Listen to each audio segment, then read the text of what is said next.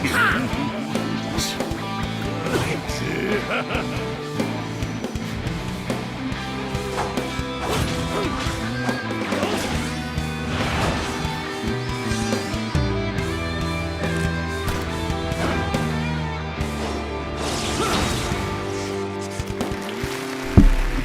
you go. Hello, everyone. Welcome to another episode of TOPT. My name is Larry. Lano. And Sebastian. And this is TOPT Podcast, where we talk One Piece of anime. Woo!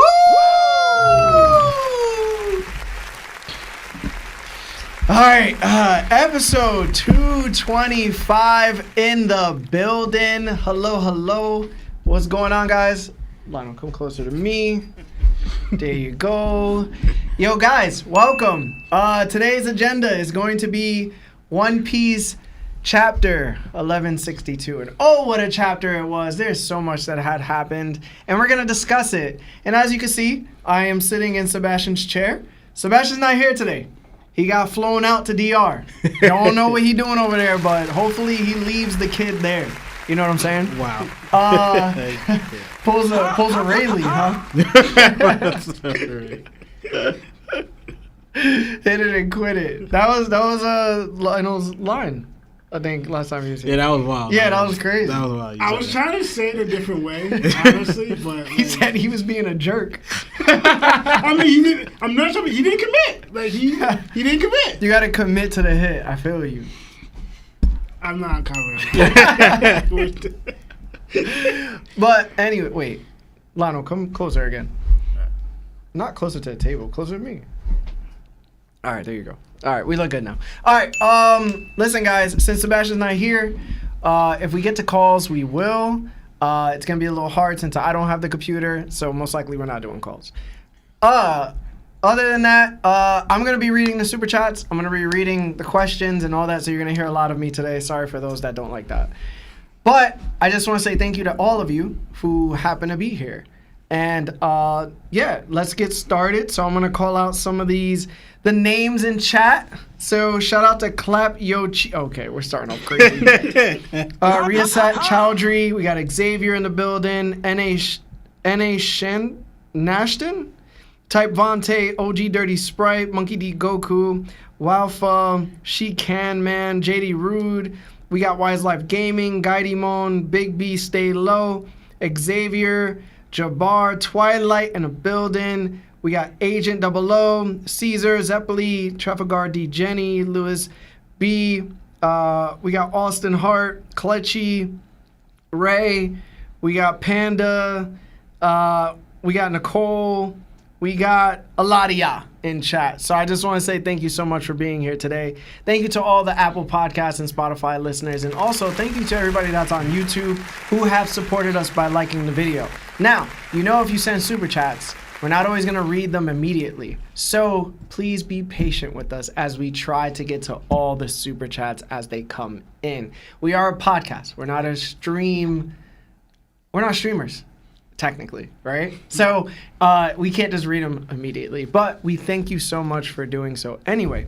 So we will start the chapter at 6:15 p.m. Right now it's 6:04. All right, so let's get through some of these super chats, which happens to be a lot. So we have Kyriel that has become a Nakama. Thank you so much. We have Alex Perez with the 2 says, "Sup, y'all, who's your anime waifu? Mine is Jolene Kujo." Do you guys have anime waifus? I do not. What is that? It's like a woman you fancy in anime. Oh, that you just like and stuff? Yeah. Robin. Robin? Yeah. It doesn't have to be One Piece. It doesn't have to be One Piece. I mean, if it's Robin, it's Robin, but it doesn't have to be. Yeah. It's Robin right now. I gotta think of other animes. But I'm not gonna really do that right now. Yeah. There's somebody called Reika in Gantz. She's pretty crazy. But that's my girl. She down. You don't know because you didn't read Gantz, right? Nah, I'm not. Yeah, good thing. And I guess if I'll get one. Because me and Lawrence and Seb are scarred, bro. Yeah. We talk about it all the time every time we're on the pod. So. And I'll add one. Mew from You said Mew? Mew from History's Strongest Disciple Kenichi. Oh yeah. Okay. I thought you were trying to say Mewtwo. Oh heck, that's an animal. Pokemon. Listen, I thought you were part of like the Mewtwo build community where they be like, "Yo, chicks got the Mewtwo build." So I thought you were like, "I'm going to the source." Bro, that's wild. From What are you doing with that low punny? All right. We got a little waifus in the building. Xavier with the 5 says, "Sup guys, how many conquerors does it take to defeat Emu in the final battle? Luffy, Shanks, Blackbeard, and Doffy? What do you guys think? Hashtag GV Monster Trio."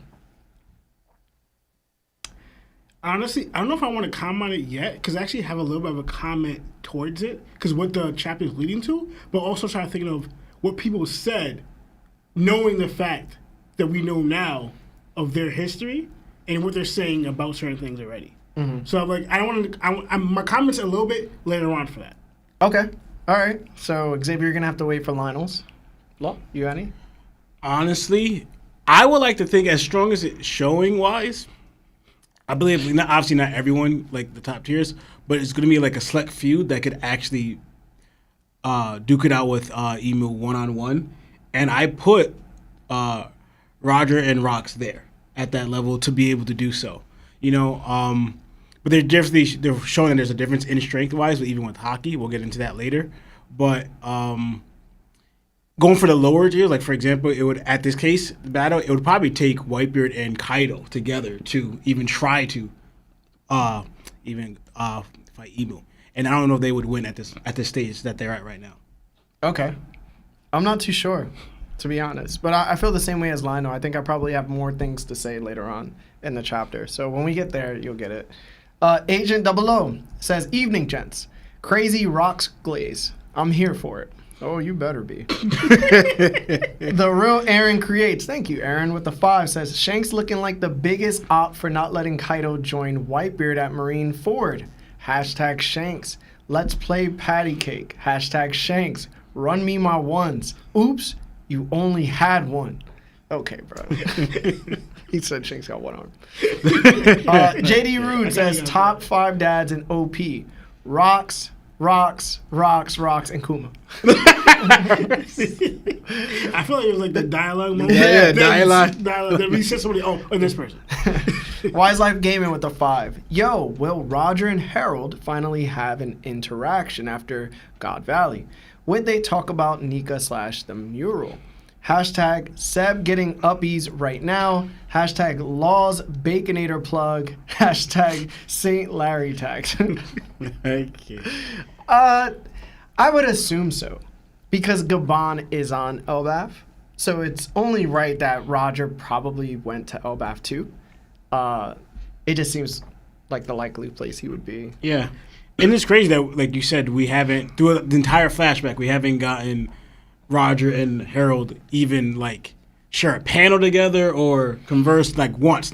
We haven't seen it. Yeah. Which is crazy to me. Now, I was interested in seeing, like, the after effect of Whitebeard engaging Harold, Roger getting Harold. Like, I don't know if we're going to get that, but just, like, since, like, in a way, Harold was a big factor to a degree in Rox's life and the crew, but we never really saw, like, we saw Whitebeard there with Harold eating, but they never actually interacted. Yeah. And now we know Harold's a big guy, like, with his influence of Elbath and who he is.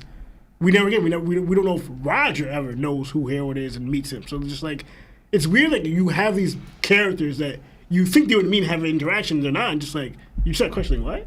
Like, you're like, what's going on? But then you have someone who's just as, like, on par with him, or even possibly even greater. Rock's having that with Harold. So just like, but it's just interesting. But we just want to know what's their after effect, because we know what's happening now. What's their interaction later on after God Valley? Yeah. If they have anything to say to each other. Yeah. No, you're right. For the next one, we have Biddies with the 5 says, "I figured it out. Marv doesn't want to show his face because he is actually starving Marvin from South Park all drowned up."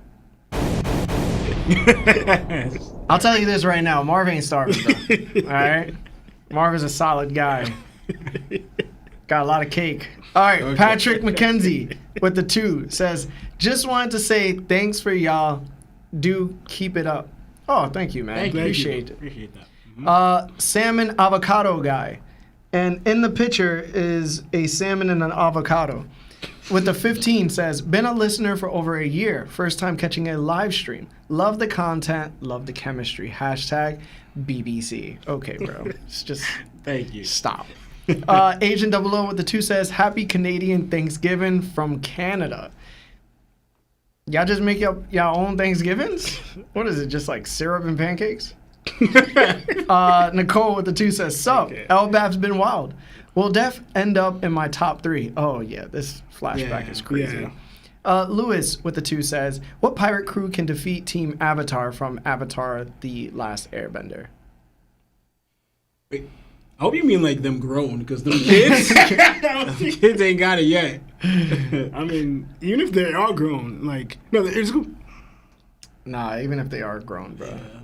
Yeah, I know. Bro.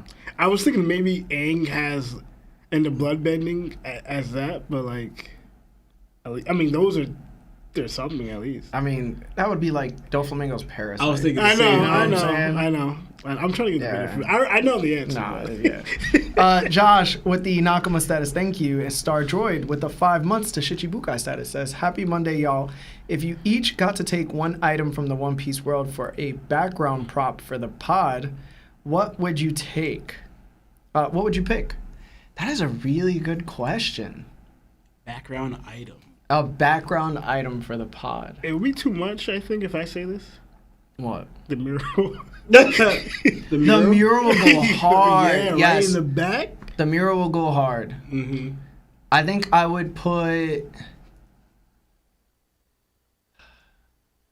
get Yoru to hang like on top of the wall, so you could just see Yoru like in its, glory, just hanging there like they do with samurai swords. That would be dope. Yeah, that would be great. You got one, Lo? You guys want to go ones? The mural's crazy. Yeah, the mural is gold. Yeah. Maybe, for lack of a better, the Nika fruit? Like the Gomu just sitting there? Yeah, I guess. Yeah, just hopefully nobody eat it. Yeah, I know. Yeah. Manga. All right. The C. Bellamy with the 5 says, love what y'all do here. Just here to pay my Larry tax and see if there's any update on that Loki Lightning Island theory. Sebastian never started it. Okay? He didn't start it, so shout out to Sebastian. Clap Yo Cheeks with the 5 says, all the other Goras say when they found out Emu sat on Saturn's face, it should have been me! Yeah, okay. Me too, if she's built like Robin under that robe. Hashtag mommy moo. Okay, bro. How you gonna react when you find out that it's a pure dude? Yeah. So man, he's gonna have mud butt on his face. Jabbar has become a Yonko member on YouTube. Thank you so much. And then we did get John D. Water, our guy, who just sent 20 top gift memberships. Please, to everybody that's in chat, throw up the Nakama fist. Say thank you to the guy. He's a blessing. Thank you so much, John, for supporting the community and the pod. And for our last super chat before we jump into the chapter, Senpai Inf with the 5 says, when faced with imminent death, what do all D clan members do? We've known Rocks for like 30 chapters, and I'm going to bawl when he passes. GOAT status. They smile. Yep. Yeah. They smile. Except Blackbeard. Yeah. When he thought he was going to pass from Whitebeard, he ain't smile. He was like freaking out.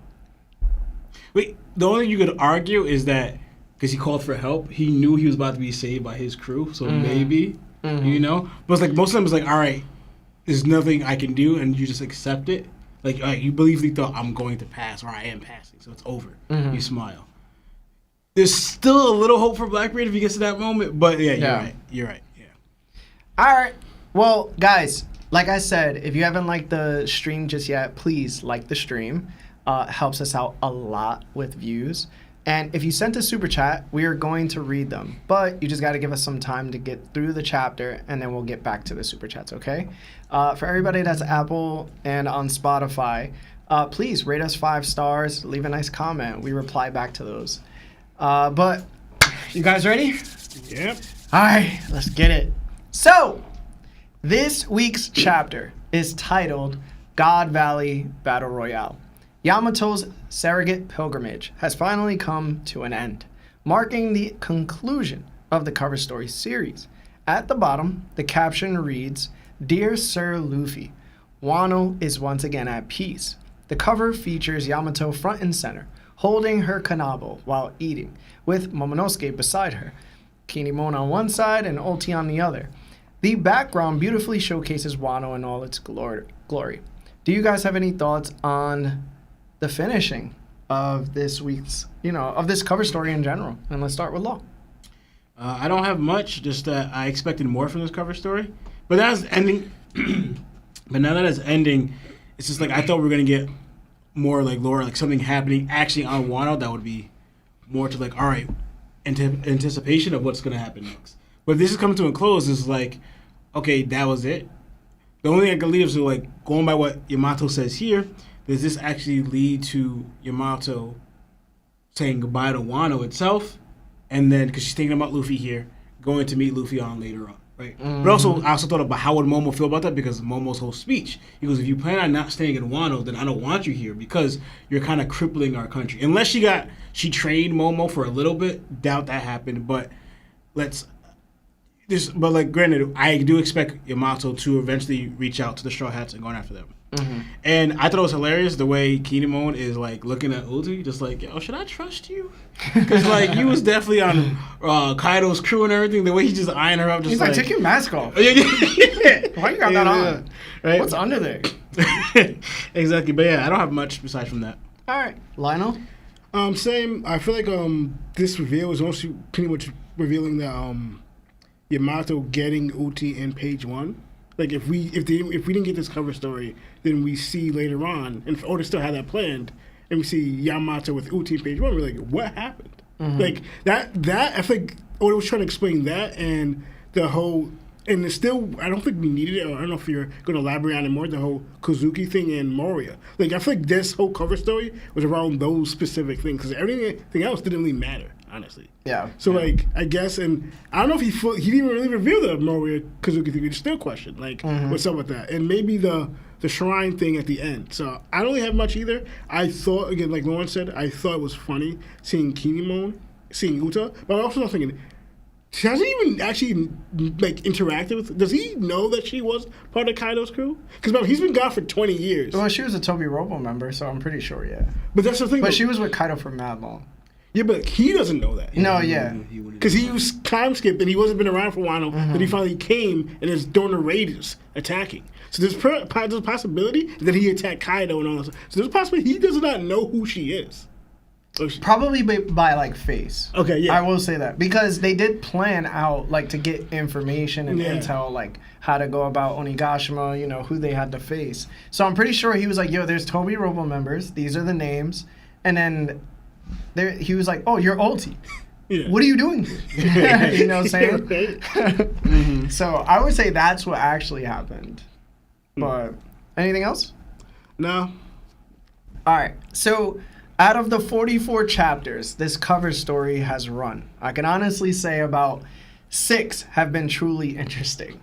My standout moments are the very first cover story where Onigashima sank. You remember that? Sparking speculation that Blackbeard had possibly made a move for like Pluton because of who's in his crew now.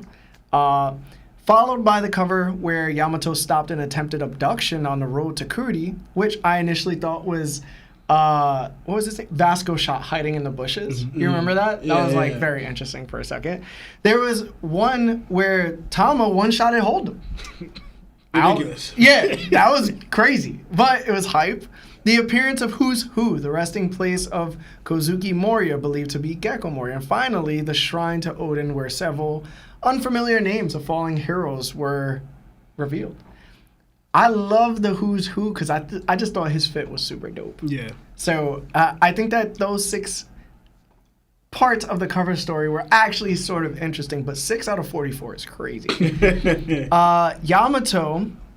Yamato's cover story didn't do her character much justice, and I think that's the issue for me with it ending.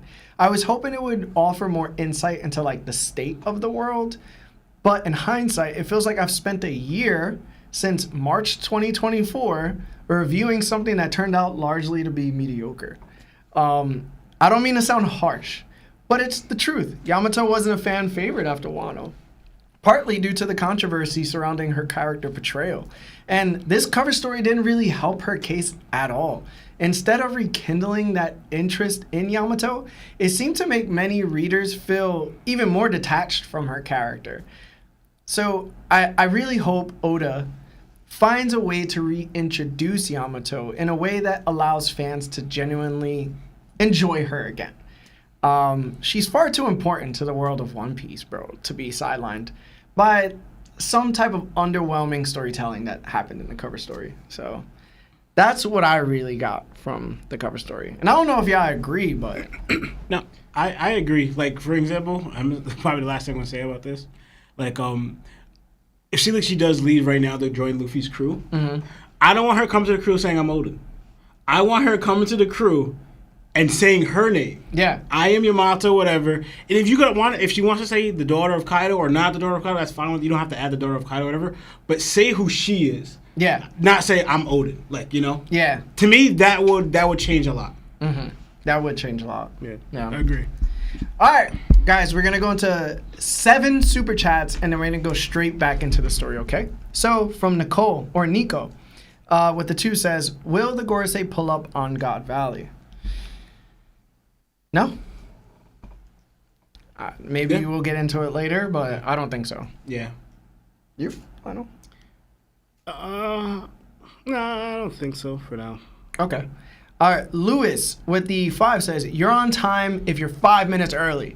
You're late if you're on time. Hashtag bald peace talk. Hashtag fire intro. P.S. Seb not being here was not in my 2025 bingo card. Believe me, bro. Seb wants to be here. He just wanted to be a little thotty Bobby. All right, Libs with the 5 says, love the pod. I've got a wild Davy D. Jones theory that I'm cooking, thinking Imu sent him to the locker and Shirahoshi will be the one to unlock it. Okay. Show up next week, Thursday, we have a call-in stream. Mr. Rich with the 5 says, hey, I've started to create my own anime and was wondering if I could get y'all thoughts. Thursday stream, next week, let us know about it. Ultra Mix with the 2. I think we're at 4 super chats. Twins. Who wins? Big Mom versus the Gorosei. Like all of them? All the Gorosei? Yeah. Like Big Mom, I'm guessing, is he mean like Prime Big Mom? Or just Big Mom? He just says Big Mom. Just Big Mom? I'm just going to assume he means Prime. Okay, I'll go Prime, okay. 5 of them? I'm leaning towards Gorosei. Yeah? Yeah, that's Gorosei. 5 of them? Yeah, Gorosei. Mm-hmm. I only agree with you because, like I was telling Sebastian, Big Mom could use her hockey, but she chooses not to be relying on it. Like she relies or she goes towards her ability more. And again, we've already seen, especially in this chapter, like, you know, what you're gonna need to fight the Gorosei and people like that. You spamming what you're doing in the garb is not gonna do anything. Like so like Big Mom needs to lock in on her hockey. If she starts doing that, then I'm gonna say Big Mom. But if she's not doing that, then no. Okay. Yeah. All right. Awareness has become a Yonko member for 16 months. Thank you so much, Awareness.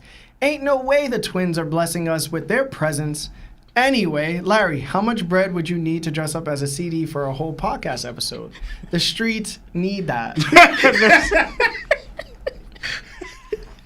Wait, which CD? Or it doesn't matter? Obviously, it would be the one with the thing. Yeah, the regular standard civilian. With the space thingy on That's there. a lot. How about I'll cosplay it? You don't have to send money like that. I don't want you guys to feel like that. Last super chat, and then we'll go straight to the chapter again. Max Power with the 2 says, I am here exclusively for Sengoku slander. Hashtag Bumgoku. All right, guys, let's jump straight into the chapter. If you haven't liked the stream, please like the stream. Also, throw hearts for Seb. So if he watches the episode, he can see all the hearts in the live chat. And yeah, let's get started. So, the chapter opens with explosions echoing across the island. It's revealed that Rox and Garling are locked in combat to the northwest, and reinforcements are needed immediately. We then get an overview of where everyone is positioned on God Valley before cutting to the chaos surrounding Rox and his crew, a full-on clash between the Rox pirates, the Navy, and the Roger pirates. Roger tells Rayleigh to keep moving ahead and let him handle the situation. With Rox behind them and the Navy closing in from the front, Rayleigh thanks Roger and rushes off, carrying Shaki in his arms. The pirates nearby look on, jealous of Rayleigh. Even Shiki steps in to protect Rayleigh and Shaki from the other opportunistic pirates trying to interfere. What started as a rescue turns into greed, as many of the Rox pirates abandon helping Shaki and instead chase after treasure. As Rayleigh pushes forward, Shaki listens to his heavy, rushed breathing. He tells her there's something he needs to say. But before he can, she cuts him off, saying she already knows. We then shift to the primary prize treasury. Inside, Kuma and Ivankov each hold a devil fruit in their hands. They realize this is their chance. Kuma hesitates, asking if they should really do it, but Ivankov insists they must. He doesn't know what kind of devil fruits they are, but they can't leave empty-handed. Before they can eat them, Big Mom crashes into the room, sending Ivankov flying into a wall and snatching his fruit for herself. She lunges for Kuma next, but he quickly eats his fruit before she can reach him. Big Mom is furious, but Kuma takes off running. Despite being injured, Ivankov laughs, shouting to Kuma that as long as one of them survives, then they've already won. We cut back to the chaos outside. The Rox pirates are fighting both the Navy and Roger's crew. Kyo gets kicked in the face as the battlefield erupts into pure madness. The Navy is unsure whether to retreat or make arrests, desperately waiting for orders. Meanwhile, Garp is running alongside Bogart, calling Sengoku for answers. He demands to know if Sengoku was aware of all of this. Sengoku explains that one man had reported strange rumors beforehand about such events, but that man has since vanished from the Navy's ranks. Garp mutters that if he's not dreaming, then everything happening is real. So, what did you guys think about this part of the chapter? Let's start with Lionel. Sorry. I don't have that much in the beginning. I thought it was cool with it just reminds me of For the War. What's going on in the mapping, even though it reminds me of Me for the War, a different scale. I was gonna bring up this, even though it's tying into a little bit. It's small though. I like how if you compare to Me for the War, how quickly the top and strong able to achieve what they wanted to do. Like we set out to rescue. We rescued and got ours. We've seen Rayleigh get Shaki already, and previously again jumping into the other chapter, we've seen what already happened with Rox. Mm-hmm. When you see with Luffy, who's weak and old, how long it gets them to achieve their objective, and it ends up failing at the end. Yeah. It just shows Luffy realizes how weak he is, but Oda's showing, you need to be this strong to get things done immediately. Like, we see how quickly, I thought this was going to be elongated, rescue. Now it was 2 seconds, bro. It was just I did not expect both of them to achieve their goals. I'm like, all right, okay, that just throws everything else that I thought out the window. I'm like, all right, but this is what Oda was showing, Luffy, for you to achieve what you want and to protect what you want, you need to be Yonko, Pirate King, this type of level to achieve it. Yeah. You being a rookie, thinking you're going to be doing this, doing that, no, that's not what it is. And I like Oda kind of put that in there without us actually realizing that's what he's showing. And again, Whitebeard would have did it, but he's not what he used to be. Yeah. And it also shows that you also need the crew, not knocking Whitebeard's crew, but you also need the crew to also back you up in that, because you can't be the only one able to achieve it. You have to have a crew that's matching with you, with your strength and your power. So and we've seen Roger who was that. Mm-hmm. So that's what I have there. I don't have much from in the beginning. That because Oda's showing a little glimpses of the old flashback with Big Mom and Big Mom and Kuma and Ivankov. So I want to skip that. I'm going to so I know there's a lot of talk with Kyo, and I know a lot of people are like disappointed, and I feel I get it. I feel some type of way too a little bit because like again, his design is dope. He said he was strong. He's a rival of Shinky, whatever. Like, but just because this happened doesn't mean he's weak. Granted, we don't know who that person is. And again, it's just a kick in the face. It's not like he got knocked out by it. We don't know. And I know a lot of people saying, because that dude looks a lot like Marco. Yeah. It's weird. It is. It is. It's people think, it's like, I heard a crazy theory, but one person said that, this is not the theory though. So one person said that's Marco's father, which is obviously like, the concept of it. Somebody said possibly that is Marco. No, it's not Marco. Yeah, but somebody said, with his Phoenix fruit, him passing in God's Valley. Reborn. He reborn, like, he dies at God's Valley and gets reborn or whatever. I'm just like, wow. So I'm not thinking that's true or not. I'm thinking that's just funny that somebody thought that betraying. Somebody said that his name is Polo. Marco Polo. Yo, that's funny about it. That's Polo, bro. Odo would do something like that, in all honesty. I can't, bro. Honestly, somebody said this. And I was just like... Wait. Does this guy have capris? Yeah. Does he have capris? Yeah, he kind of does, yeah. He has the hair, he has the hair, Yo, it might really be Marco though. Yo. Think about it though. If it is true that the Phoenix fruit does this, why not, bro? That'd be crazy. I'd be like, I didn't think Oda would do like he was there. Like this would spawn a whole crazy theory. Yes, it can't be Marco though, because like when we seen him on like. It can't be Marco for sure. Age-wise, the timeline doesn't matter. That's just in there. He's like that's why he died. So he has to be reborn in age again. Yeah. That's what I'm thinking. It would throw you off. Honestly, that's why Oda's like funny because all he had to do was draw the wings. And it would change like the whole thing. Yo, low key, if that's not an overcoat, bro, that may be some wings, bro. Yo, somebody said this. It had me dying laughing. But to me, I'm like, it actually makes sense going by who he is and the timing and his age. Somebody said this. What is it? Oh yeah. Could it be Zeph? Yeah. The red leg Zeph? Yeah. And the hair doesn't really match, but I get you. I know, because I'm thinking, to me, this actually would have made sense because it goes into like the women thing. Like he's trying to save a woman. It's how he taught and is like how he treats women, how he thinks of women. Yeah, he's kicking. His foot style is red leg, and his old age is 37. He's 1 year younger than Big Mom. Right here would be 29. I'm thinking this actually all fits. But I think Marco's a little too old. Yeah. That's the thing. Yeah. That would kill this entire thing. Let me search how old Marco is really quick. No, I know he is. How old is he? He's 45. Bruh, it can't be Marco. I know. I know it's not Marco. That's I'm just like. Yeah, Marco's 47 at the That's what we're saying. The timeline for Marco, it can't be him. Yeah, it can't be him. But he was like 15 when we saw him. But could it be his daddy? Yo, that'd be crazy. Yo, I wouldn't mind, bro. And plus, nepotism has been going crazy in One Piece, so I wouldn't be shocked. It's like everything's been getting crazy with One Piece. So many theories, so many thoughts on whose lineage, who's connected to who's this.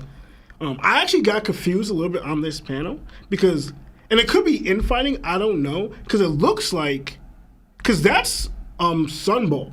Sunbell? Yeah. No, Sunball. That's not. No, that's Roger's Fishman, not Roger. Yeah. And it looks why I'm thinking, why is Stussy? And that's what I got a little confused. Why is Stussy and Kyo facing them? That's not Sunbell. Yeah, his brother. His brother is no, that's Barbell. Yeah, so that's what he looks like. Wait, you're saying Sunbell is there? No, I'm saying that's the Rocks. Yeah, that's Barbell. Yeah, but I'm saying why it looks like they're attacking Silver Kyo and Kyo and Stussy. Oh no! I mean, they're just fighting on like. That's what I thought too. But I'm thinking it's a war, bro. That's what I was thinking. But Rocks is known for infighting, and we already see multiple times. Even this chapter. No, they're not gonna be infighting during a real fight, Lionel. I hope not. But there's some panels, even in this chapter, we saw some infighting. No. So I'm just like, I'm thinking this is crazy. And I'm thinking, if that is true, who is this guy on the Rocks? You get me? Like, but I don't think it is. But like, I just got confused on this panel. I did. I'm not gonna lie, because I thought it was a Roger. They were fighting the Roger Pirates. Then I'm like, no, that's not the Fishman on Roger Pirates. That's so that's what just got me confused. Yeah. Now the other aspect, with Garp and Sengoku, Garp saying this to calling.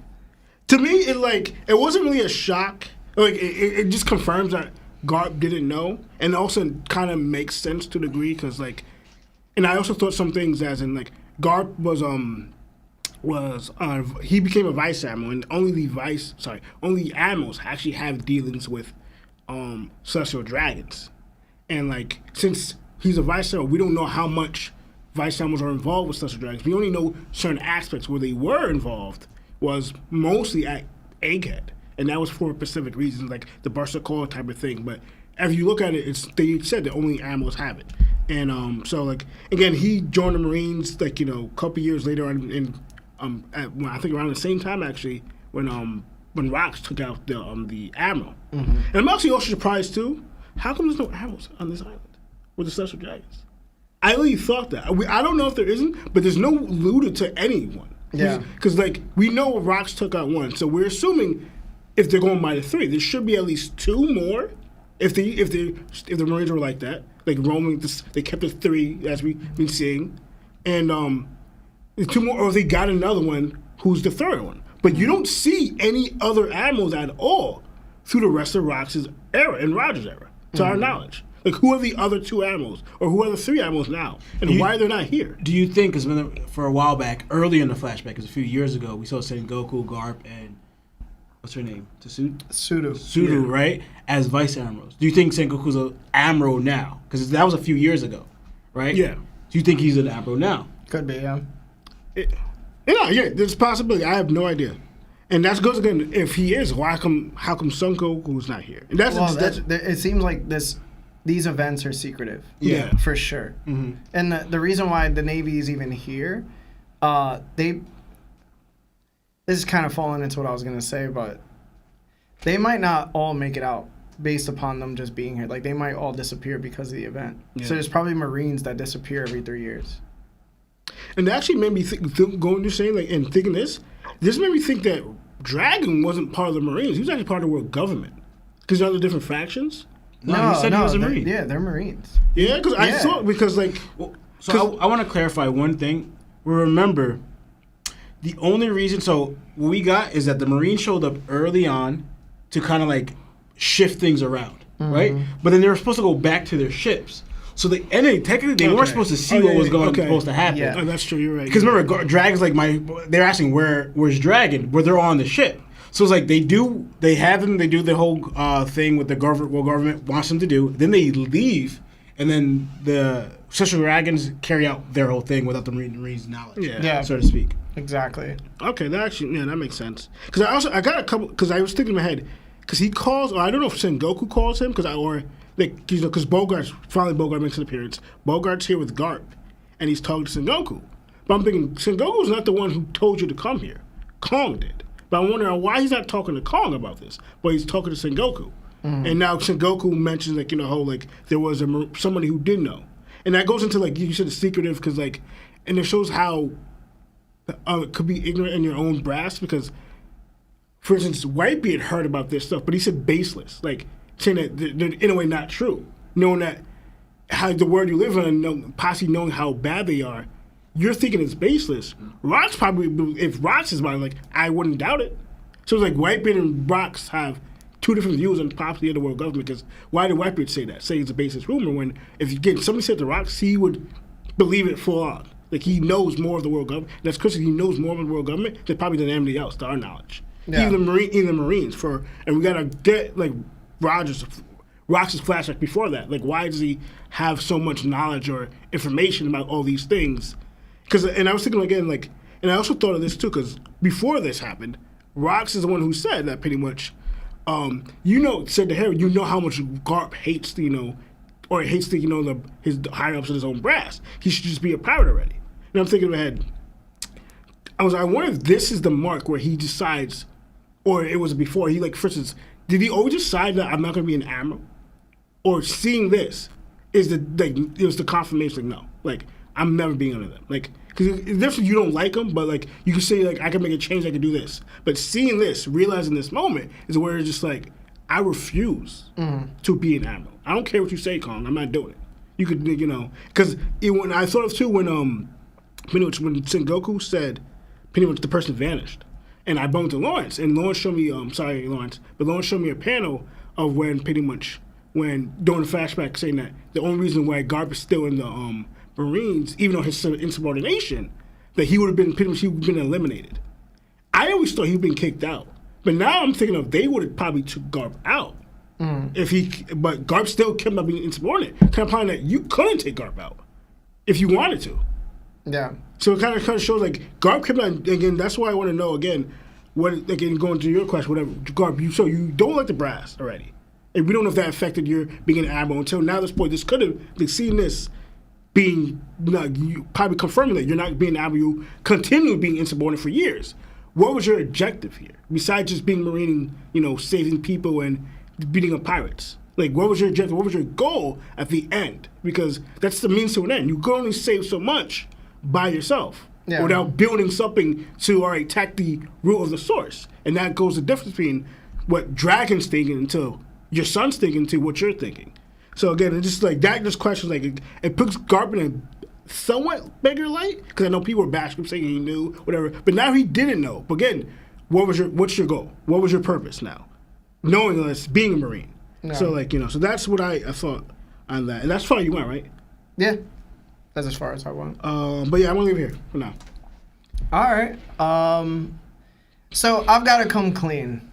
I was wrong about the Navy knowing everything about the Native. Hold on. I didn't know yet. Did you? No. Oh, my bad. No, you're good. I thought you went. I was just talking. Sorry about that. Yeah, I was talking for a minute. Oh, damn. My bad. Go, man. Y'all don't have to wait on me being wrong. I don't have much, but I just want to mention out a few things, right? Yeah. One, I was hyped when I saw that at the start that Rox and Garland got into a battle. I was like, oh, okay. Yeah. Let's go. Yo, when I first heard that, I was like, I already know where this is going. Yeah, exactly. I was like, all right, we finally get to see, maybe because we already know what Rox can do. All right, let's see what Garland's at, Yeah. So let's send back up, right? But I think it's very interesting looking at this map here, right? Because are you look at the little map where you see where it shows Rox and Garland are in the battle, and it says they're right next to this treasure, right, that they're battling, right? So then you could kind of think that's probably where I guess their stage was. The Devil Fruits, yeah. Yeah, where all the fruits, right? But if you look at the map, it makes me laugh though, is that those things didn't move, but they moved Shaki. They moved Shaki to the middle. It's like, no, we gotta get her out of here. Like, you know what I'm saying? when Rox and them all rolled up, like we're gonna keep this here, the treasure, or we're gonna move Shaki. We're just gonna secure her, right? Because if you look where Roger is on this map, he's towards the middle, and you look at the especially if you go to literally the chapter right before this chapter, you see where they were at the beginning when they first rolled up. Right? Shaki's moves from that side, but that treasure stayed where it was. So that made me laugh. But also I noticed something. And I wonder which route Rox took, right? Because we see where Rox is now in this current chapter, right? But if you go to the chapter, again, right before this one, 1161, where it says where the Rox pirates are and the Navy are, that's where Rox was. Yeah. First, right? So I wonder, did he go if Roger's here and the treasure's over here and Shaki's here and Rox is here, did Rox go here then cut this way, or did he go just around straight to do it go a roundabout way to his wife and kid, or did he cut this way, or did he go straight and just run past Roger's I don't have time for you, Roger, I'm saving my wife and my kid, I wonder which route he took, because if you look at where the Rox pirates and Navy, they're still going straight to where Shaki was. But Rox, obviously prioritizing his wife and his kid, either took a roundabout this way, sensing where they were, or went up and cut through the middle, because he's because Roger even mentions, Rox is behind us, right? So it's to me, I don't think they met up yet. So I think he found another way to go to where his wife and kids were, avoiding Roger and them, because I'm securing my, like I said, because I loved how Lano brought it out, right? Because I would always argue this with Sebastian. How fast the level was, how Rox was able to save his wife and kid like that, and how Roger and Ray were able to save Shaki like that, right? Because I would always bring out if Ray, because remember the whole thing, not going to attack Marco, but the whole belief where Marco was supposed to be the right-hand man of Whitebeard. And I was saying, if he was the right-hand man of Whitebeard, and comparing Roger's right-hand man and Ray, I go, there's no way I see what I saw at Marineford War and that happens to Ray. Mm-hmm. You know what I'm saying? Like, Yeah. it would be a lot faster if Ray would help out, like, saving Ace or all that whole thing. But now, to me, there's more confirmation that Marco wasn't that strength. He's not Ray's strength, or was even that close to that level. Because if Ray was on Marine Fort War trying to save Ace, what we just seen right here is an example of what probably would have happened. Yeah. But we all know that Whitebeard couldn't because he's dying, old age, and all that stuff, sickness, whatever. But if someone who's more close to that strength would have been a lot faster, seeing how, especially in their prime, how fast you're able to rescue them. I will say this, Lawrence. Yeah. When Rox first got off the Rox Pirates ship, he did meet up with Roger, and he said, "Get out of my way, Roger." I actually have a comment on that. I do too. Yeah. Okay, because for me, that's him running past him. Because he was like, "Yo, I gotta get to my wife. I ain't trying to fight with you right now." So I got a comment on that, but that's towards later. It's towards later. Okay. Okay. Then save it for later. Yeah. So and then I love also how Roger kind of not necessarily switches up here, but how he's prioritizing saving Shaggy with Ray instead of like going after treasure. Mm-hmm. Like he's not even, because before it's all about you guys focus on the treasure, all that, but like because even look at the other pirates like Whitebeard, all them, like all right, Shaggy's saved. They're not even bothered saving, like helping Ray escape with Shaggy. Mm-hmm. They're like, no, we're focusing on the treasure now. They got that, right? But Roger's like, forget all the treasure. Yo, Ray, go. I'll cover you. I got your back. Get out of here. Forget about the treasure. I'm gonna make sure y'all get out of here. So I loved how that switch up there, and then you see how most of the Roger Pirate, or all the Roger Pirates, are supporting saving Ray, or securing a beeline for Ray to get out of here with Shaggy instead of going after the treasure. They're making sure Ray gets out of here first. Then it's like, all right, he out, because then later on you see them, not spoiling, but them going after the treasure, right? So I like that aspect, right? And even with Shinky's level-headedness, because they also, some of the pirates wanted to attack Ray to take Shaggy. It was like, dude, you're going to hurt Shaggy. That's not going to do anything. And then I don't know if it's another Rocks pirate or there's a random pirate that's also there that Shaggy attacked, but I like that from Shaggy. And Shicky. Yeah, Shicky. Sorry. Yeah, Shicky. Right. And I love how Shaggy now is just like ignoring everything. She's just in bliss being held by her Ray's arms. She's like, what is that? Yeah. Sex Panther? It's like, damn, you smell good. Like, I'm kidding, right? But it had me dying. Like 60% of the time. Every time. So this time. Burns the nostrils. Right? So now going into you guys have any thoughts on what Ray was going to mention to Shaggy? I have nothing. I do. Oh, you do? Okay, Yeah. I'll wait for you. All right, so pretty much, right? I thought it was hilarious. So now we have going back to, so comparing the chapter we got at 1196 of this moment with Kuma and Ivankov getting it. So we see them eat it, right? So I thought it was very interesting. This actually ties into what I was going to say later on, but this one part I can say. It makes you laugh, though, because we already see Big Mom get attacked, Big Mom attacking, Ivankov, whatever, right? Shortly after this, we see Kuma eats it and running, because if you see that little panel of Kuma running, shortly after he runs, he gets attacked by Saturn. Yeah. Yeah, shortly after he runs away, Saturn finds him and gets attacked, and they have their whole little spiel, and then we see what happens later on. So I thought that was very interesting, like pretty much like how close in the map wise, I'm getting the picture of how close everyone is, right? Mm-hmm. Because Big Mom's here, and when you see the primary treasure, that's technically not too far from where Rox left with his wife and kids. It was close to this spot where we saw Big Mom just with Kuma and Ivankov, right? So bring that picture. And I want to mention, since Lana mentioned the Kyo thing, right? I want to mention Garp, like not knowing about this. I'm like, yes, because to me it didn't make sense, right? Garp not knowing, knowing this going on and you continue to but not knowing the situation, it like helped me put Garp in a better light because I was still confused with certain things, right? Mm-hmm. And then Sengoku saying that, I believe there's no admirals here because of, again, it's supposed to be secret, and there goes. Mostly admirals, sure, they're handling the marine things, but they protect Cesar Dragons. In this situation, Cesar Dragons weren't supposed to need protection. That's what I thought, too. Yeah, as well, you know, so then also, too, the admirals are high-profile characters that's getting more alerts to who's here, you know? If you have low-ranking marines, they could be anywhere, but you have admirals, that's easier to keep a record of where admirals are, because they're admirals. Like, you know, the admirals can't just go anywhere on their own. You have to have a record of where they're at. Yeah. Low-ranking marines is more like, you know, they're just following orders, right? So, and then the whole conversation with him and Sengoku. So I want to paint this little thing about Garp. What I understand about Garp is, because his future goal is, I realize there's something later on with Garp, is what he's supposed to be, right? To me, And it's like very simple, and it could be too simple. I can see why people have a problem with it. But he's supposed to be the representation of what a Marine is supposed to be. Nothing more, nothing less, right? A Marine is supposed to protect civilians while fighting pirates. That is their role. That is their job, right? Garp is that. So to me, what I'm saying, everything he takes his stance on in the Marines wise, he's supposed to show, like, no, I'm a Marine. I don't get involved with these world governments and protecting Celestial Dragons. That's not my job. You guys are not pirates, and you guys have your own government to protect you guys. I don't have to focus on worrying about it. No, my job is to work with civilians, protect them, and fight pirates. Mm-hmm. So Garp is setting the example of like trying to show everyone, don't bother with the Marines. That's not, don't bother with the Marines. Don't bother with the world government, because they're supposed to be affiliation for the people of like what's establishing the order of lawlessness, right? Because the world is in lawlessness and pirates represent lawlessness in the One Piece world, so to speak, right? But he's supposed to try to show that, right, as this example, we do our job, and that's fighting pirates because pirates do evil things, right? And protect civilians. And Garp is the simplest and purest example of that.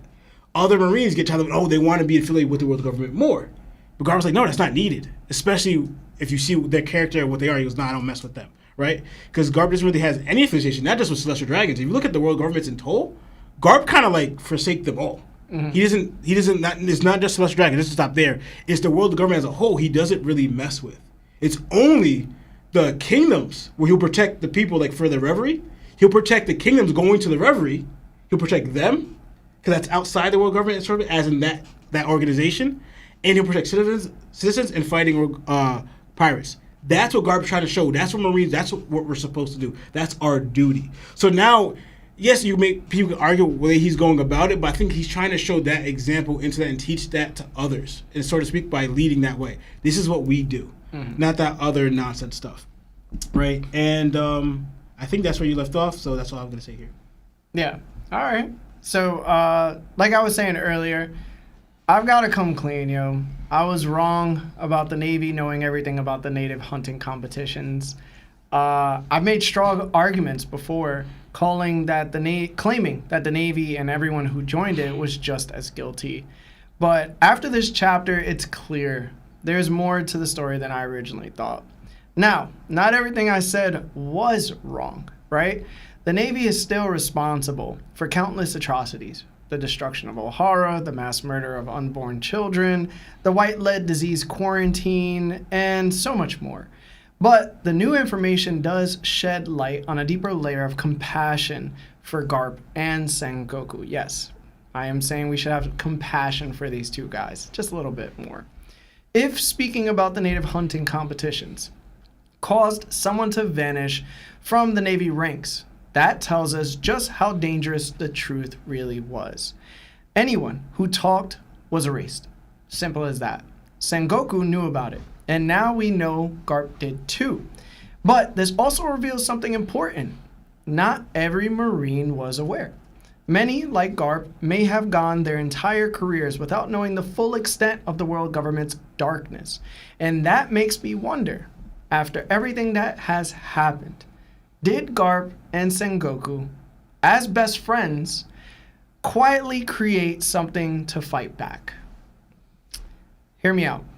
Could this have been the true origin of Sword, a secret Marine faction that operates independently from the world government while still keeping loose ties?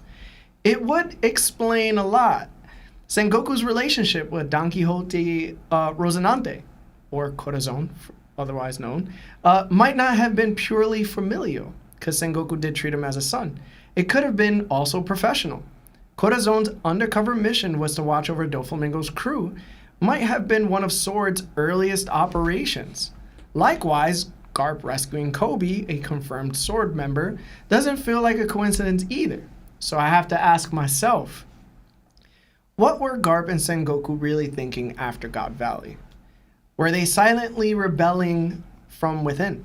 Did they realize they couldn't challenge the higher-ups head-on, so they waited, planning something greater in the shadows? Did they realize the same thing Rox realized when he spoke directly to Imu's face? Maybe Sengoku stopping Garp from attacking Akainu after Ace's death wasn't just about control. Maybe it was about preserving a larger plan. something that couldn't risk exposure, not even in a moment of heartbreak. If that's true, then perhaps Garp allowing Ace's execution and his silence toward Dadan wasn't cowardice at all. It was protection. Because if anyone close to him learned the truth about the native hunting competitions, they might have vanished too. And that brings me to this. Even now, I ask myself, would I be satisfied knowing the dangers of this information if I were a Marine? If I were Garp or Sengoku and I was in their shoes, would I have acted differently? As a person, am I arrogant enough to think I could actually do something about it? Or too stubborn to admit that I'd be way over my head? Would I even care? Because it is incredibly cruel to let unborn children die before they even had the chance to sin, to watch entire nations suffer, or to know slavery continues across the world, and do nothing while I'm in a position of policing to do something. Am I delusional for thinking I could change it all by myself? Be honest, maybe. But the truth is, I do believe I could. That's the kind of person I personally am. When I see something wrong, I feel compelled to act. If I believe I'm in the right, I don't back down. And if I can't do it with others, then I'll find a way to do it on my own. But that makes me wonder, well, who would I become? Would I end up like Kid, like Luffy at Sabaody, like Blackbeard at, Impel Down? Or would I become another dragon, another Kaido, another Big Mom, another Odin? Or maybe even like my favorite character in all of One Piece, Rocksteady Zebek. It's a lot to think about. Maybe this is how Garp and Goku truly feel. That the weight of it all was simply too much and they needed someone with the pure, undying will to change everything, like Kobe. Even Fujitora must carry some of that same burden. It's wild to think about, but it makes the world of One Piece feel more human than ever. And also, to add the final touch to this, I think this is the reason why Garp didn't want to take the Fleet Admiral position. One, because he couldn't take orders from them. So if him and Sengoku are in cahoots with Sword and are looking to change the Navy from within, Sengoku was willing to take that chair for Garp. And that's the reason why. What y'all think about that? I never even thought, because I know Sword is made, but who's the originators of Sword? And also Garp and Sengoku in cahoots on making Sword. That never crossed my mind. I don't like it. I kind of see it too. Because honestly, when you said that, like you said, I didn't think about it too. But then if you look at, in a way, they're both closest apprentices. Were both part of Sword. Yeah. Like you said, Corazon for Sengoku, like the way, if you watched or paid attention to Sengoku's relationship with Corazon, like he was crying when Corazon was passing into the situation. Like he cared deeply for him, and I think we get the thing that it started with Corazon. Yeah, right. Yeah, you're saying when Sengoku, I think even was it Sengoku? Wait, when Sengoku talked to Law, he cried again. Yeah, with thinking of Corazon. Yeah. And then 2 years later, I'm sorry. And then I was shocked when I found out too, because I was thinking this doesn't make any sense when I found that Kobe was part of Sword, and I was like, but your goal was to be Fleet Admiral, and I was like, and when we reading about what Sword is, I was like, how are you going to achieve your dream of being Fleet Admiral and then also being Garp's apprentice when you're part of Sword? It didn't make sense to me, but seeing out too, like how much Garp naturally just pushes back against everything the world government does, especially the Ancestral Dragons, and not even aligning with them. But you have Sengoku saying that, breaking that saying, Garp, we can't both have a strong stance against this. Like, you do you. Because also too, Sengoku would also fight back against the world government on certain things, right? Because the way they would want to run the Marines would always clash with them, right? Sengoku would do it, but you also had I also have to play the line, hold the road, whatever. Garp was like, I can't do that at all. It's like, no, I don't want anything to do with them, you know? So I think the closest apprentices were part of Sword, so that's very interesting. Yo, and now you made me think of even deeper. When Akainu took out Ace, it could have been a double impact on their whole situation. Because Garp, was angry he was about to take out Akainu. And Sengoku's like, I know you're angry, whatever, but you taking out kind of whatever was gonna mess up our whole plan. Like you can't just do like I get it. Like the anger was there, and the garbage was gonna throw it all away for Ace, and Sengoku had to stop him from ruining everything. I just thought that now, like just thinking like, yo, what if that was actually was really going on? And harmony with that too, like it shows like how much like I don't feel a lot of people are ripping Sengoku, but you gotta realize how much his boy was Garp, because of two. Because I was told too, I could understand why Garp's position, why he didn't really fight much armory for the war. But what was Sengoku's excuse? Sengoku could have did a lot more. Yeah, he could have. He practically did. He didn't let Luffy punch him in the face like Garp did, but he didn't do really much to stop Luffy either. And they're both standing right there next to Ace. So in the way, they both kind of let Ace go. Yeah. You know? So like, if that wasn't like part of, I'm gonna say part of their plan, but like situation, Sengoku could have did a lot more to stop Luffy. You know? But like, why did, I can say obviously we know Garp's reason, but why did Sengoku do it? Because him and Garp are partners. You know, that's just, and then like you bring up too, it's like, yo, because also too, it's like, all right, a lot of times Garp would kind of go overboard, and Sengoku has to cover it up. Because like, yo, dude, like for example, even like letting Luffy go or letting his power go, Sengoku's like, yo, you can't do this. I'm Fleet Admiral. Like, I can't just let you get away with all this stuff. Garp, you gotta at least try to do something. Yeah. He goes, all right, and he'll come back. All right, I gotta do this because whatever, right? It's like I played the whole run. So Sengoku's like right here, like Lionel's bringing out, was like, all right, I can't. This is one thing we can't do. Yeah. If you take out an admiral, we're both done. Like, you know, because you're under my watch, and then it's like I can't cover for you this time. Like whatever, so like it puts more about their relationship and what they were doing in the Marines. Yeah. All right. Also, when the chapter opened and I read that Rox and St. Garland were locked in combat and reinforcements were needed, I instantly laughed to myself because my first thought was, how funny would it be if Rox just completely dominated Garland? Imagine the chaos that would cause in the One Piece community. The amount of hype and credibility Garland would lose overnight would be insane, wouldn't it? And honestly, in my big head, I was convinced Garland couldn't hold a candle to Rox. I felt it in my bones. There's just no way that man stands on the same level. Then I started thinking about something else. I actually thought Rayleigh would be the one to run into Garland instead, like everybody else thought. It would have made sense since both of them are interested in the same woman, Shaki. I think a lot of us assumed that was where Oda was going. So when I realized Garland was actually squaring off against Rox, I was like, okay, nah. He's going to need backup. And by backup, I mean Saturn and the entire squad of Holy Knights, because this isn't a fight you walk away from lightly.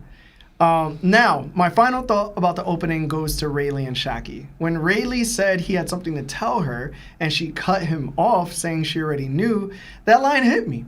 It could mean a few different things and I had 3 interpretations. The first was the most obvious. Rayleigh loves Shaki. Shaki already knows it. Yeah. She was just saved by him and they had like this whole intimate moment. They were both crying.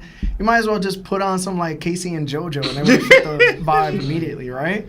But my second thought, and yeah, I might be wilding here, but like Lionel said, maybe they got to know each other biblically. And that moment alone said everything that needed to be said, right? But the thing is, Rayleigh, because of them knowing each other biblically, wanted to know most likely if she had missed her period. All right, I just said it.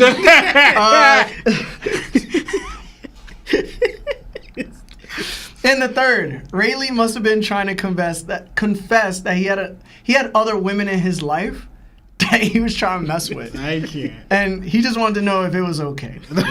No. I know that sounds crazy, but if you think about it, doesn't it all kind of make sense? He felt all that in a way. Yeah. He felt all that. It's like, you pregnant? You pregnant? I'm trying to mess with other women. They might be pregnant. But I still love you. Yeah. Like, we had this intimate moment. Yeah, bro. Hard.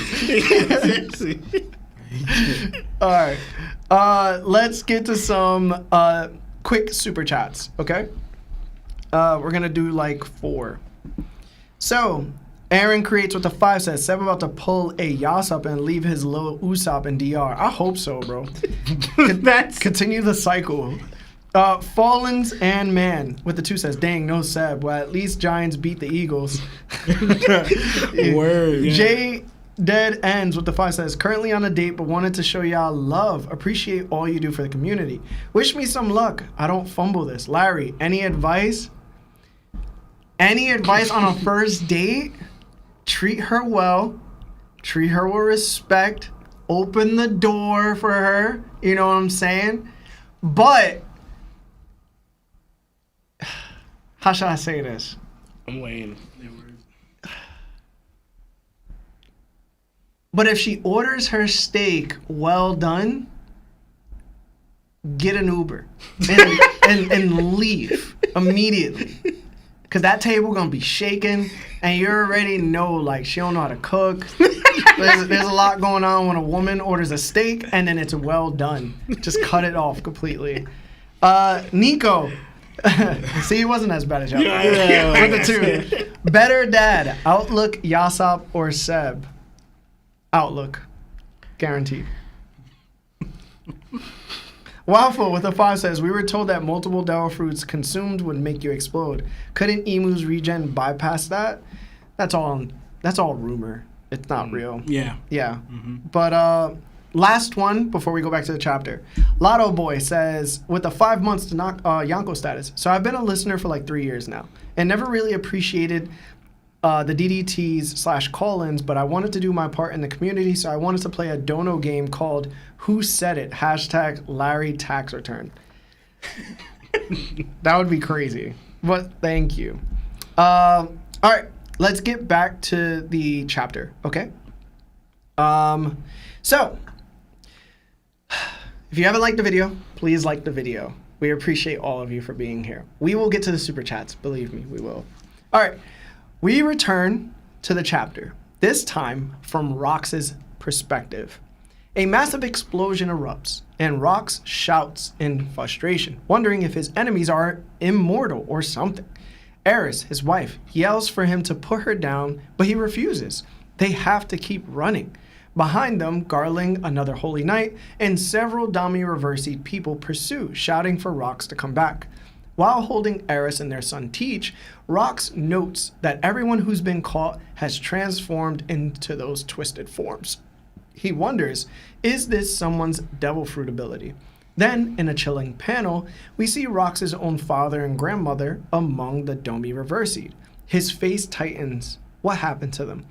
Garling, whose head is split open and slowly regenerating, admits that Rox is incredibly strong. The wounds Rox inflicted will take time to heal.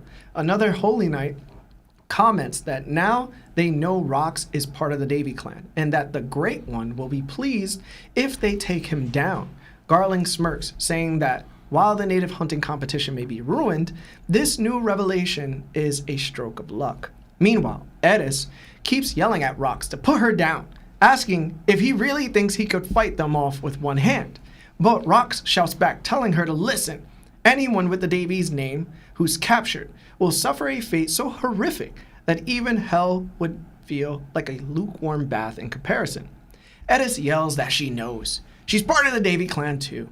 They accepted her, even though she was once a pirate. She understands what their fate means and begs him to let her go. Then, in a bold move, she flips out of Rox's arms, holding Teach in her grasp. Rox is caught off guard. Edis turns to him with a calm smile and says, if I were the kind of helpless woman who could only cling to you and never protect our child, then you wouldn't have fallen in love with me, would you? Rox yells for her not to be foolish, but she continues, if it looks like we're going to be caught, I'll end it myself for both me and Teach. You survive, and we'll meet again in Lulusia. Garling assumes Rox has finally given up his wife and son, preparing for what comes next. He wonders how Rox plans to attack. Rox turns towards him, fury and resolve burning in his eyes. Behind him, Edis runs with Teach in her arms. Rox raises his massive sword with one hand, and Garling braces himself. Then Rox swings. The strike tears through the entire island, a monstrous slash that splits the battlefield apart. As the ground shakes, Rox roars, Stay here with me. Come on, do your worst, you monsters. Erdis looks back as she runs, tears glimmering in her eyes while young Teach watches her father, the man facing gods and monsters, standing tall against the impossible. So, what did you guys think about this part? And this time we'll start with Law. This part was crazy to me, right? So like we see Rox running with his dog, and I was shocked that we actually got to see Rox's dad. You know, like when I first read this, right, it was like the other translation, and I was like, all right, I got to figure out because there's sometimes the other translations be kind of confusing. I had to figure out who is speaking here. Yeah. Is this Rox saying that's his dad, or was that his wife's parents? You know, because at first I didn't believe that was his dad or anything, but then now that's confirmed. That's Rox's dad. So like, this is the first the top person we seen their parents. We didn't get Roger's parents. We didn't get Garp's parents. We got no one, Whitebeard's, no one's parents except maybe Big Mom, kinda. But like they weren't. We're not even sure because was that even really their parents? But Shanks, bro. I meant that. No, for their generation. I'm talking about from that generation. Shanks, bro. Because Garling's technically part of this generation. Okay. You know, I'm talking about like, you know. Okay. But yeah. But like those are definitely her parents, bro. Huh? The Big Mom's parents? Yeah, I guess so. They were like, yo, she on the spectrum. So they just gave her up. We can't handle. Yeah, we can't do this no more. I guess yeah. But yeah, so that was crazy. Somebody gonna take her. It's crazy they went to the Giants, like, you know. Yeah, they were like if anybody, huge, you know. But anyway, yeah. So Garland, and then I respect what she did, like Rox's wife. It's like, because I'm like, you're strong, but like, all right, taking them out with one hand, like pretty much kind of saying that I'm a burden to you while you're carrying me. And then I think she said, if I can't even protect my own child, like I'm a worthless woman. And then we also find out that she was a pirate. Was not expecting that, you know? Like, I guess it makes sense to like, because I also talk about like, I guess how they met or everything. Did they fully really meet on Full of Lead? Like, did she join? Did she come try joining the Rox Pirates? And then Rox was like, hold up, she come. You know what I'm saying? And like, you know. And then pretty much, it's like, you know what? That's what I'm going after. And then whatever, right? Because also, too, doesn't she, I think a little bit, she kind of resembles Jenny to me. A little bit. I get you. Yeah, right? I don't know. I was like, yo, I doubt Jenny's part of the Davy clan at all. Like, I strongly doubt it. But I saw some type of resemblance except for Jenny has freckles and she doesn't. Right? So, and then them showing here, so if you do the math right now, because this to me is going to factor to later, we have 2 knights and 4 people that are Dami Reversi. Right? I'm trying to counting the number for later on. Like, you know.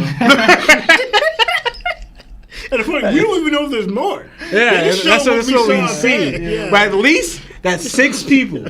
You know, that doing the math, that's 6. Oh, right, I'm just saying that because Seb knew what he was doing. Seb knew what he was doing, bro. Seb knew, bro. I don't doubt it, bro. Anyway, so okay, I think that's all I have for now because I want to get to later on. All right, Lionel. I guess similar thoughts with Lawrence. Didn't expect that to be Rox's father, and that shows with the Davy clan and like good. We don't know how old and age wise they are. He looks pretty old to me, and like how like in his condition is because like. Not every person is like just because your father is strong and your son's strong, sure like you're not gonna be this strong. Yeah, because like it's true. Because like for instance, I can't see. Let's get proved wrong. I hope not. Rox being Omniversary, I can't see it, but his father was. Yeah. Again, his father's an old like Rox is a grown man, old like fitting with kids and stuff like. So I can't imagine how old his father is. Yeah, I can imagine Rox is probably like 25, and we always think he like 40. Yeah, that'd be crazy. Oh my god! Like, the age when you're 15, he look like what? If he's 25, that's younger than Whitebeard and Big Mom right now. But Luffy younger than Jinbei, Robin. Yeah, that's true. That is true. Yeah, he's the youngest on the crew besides Chopper. Yeah. So, I lost my train of thought. My bad. No, I'm tripping. I thought those were eyes for a second. If you look behind, like right above Garling, the exclamation points, those dots, I thought those were eyes for a second. I was like, who the heck is that? I didn't see that before. Because because the way they pinned, I thought the fire was like. I thought he dummy roasted the fire for a second. I was like, "There's no way." I get you saying. I see it. When she's saying, I'm skipping a little bit. When I saw that she pretty much saying, "I know that about like pretty much," and they took me and I was a pirate. I actually got Senior Pink vibes because Rox didn't have to go through what Senior Pink had to go through. Like she was already with him, committed. Like I was a pirate. She was like, "Yo, I was in these seas." Yeah, I mean, I don't know what you're saying. No, she was a pirate. Yeah. It's like I'm in these streets, I'm in these seas. But like, first, like we saw what Senior Pink went through. Like he had to cover and hide his past. Like and for instance, if you think of what Senior Pink went through, he was just a pirate. What Rox is a pirate with a lineage with the Louis Atherwell government. He has so much more baggage and a lot more like carrying on to their relationship than Senior Pink ever had, and what Senior Pink had to go through.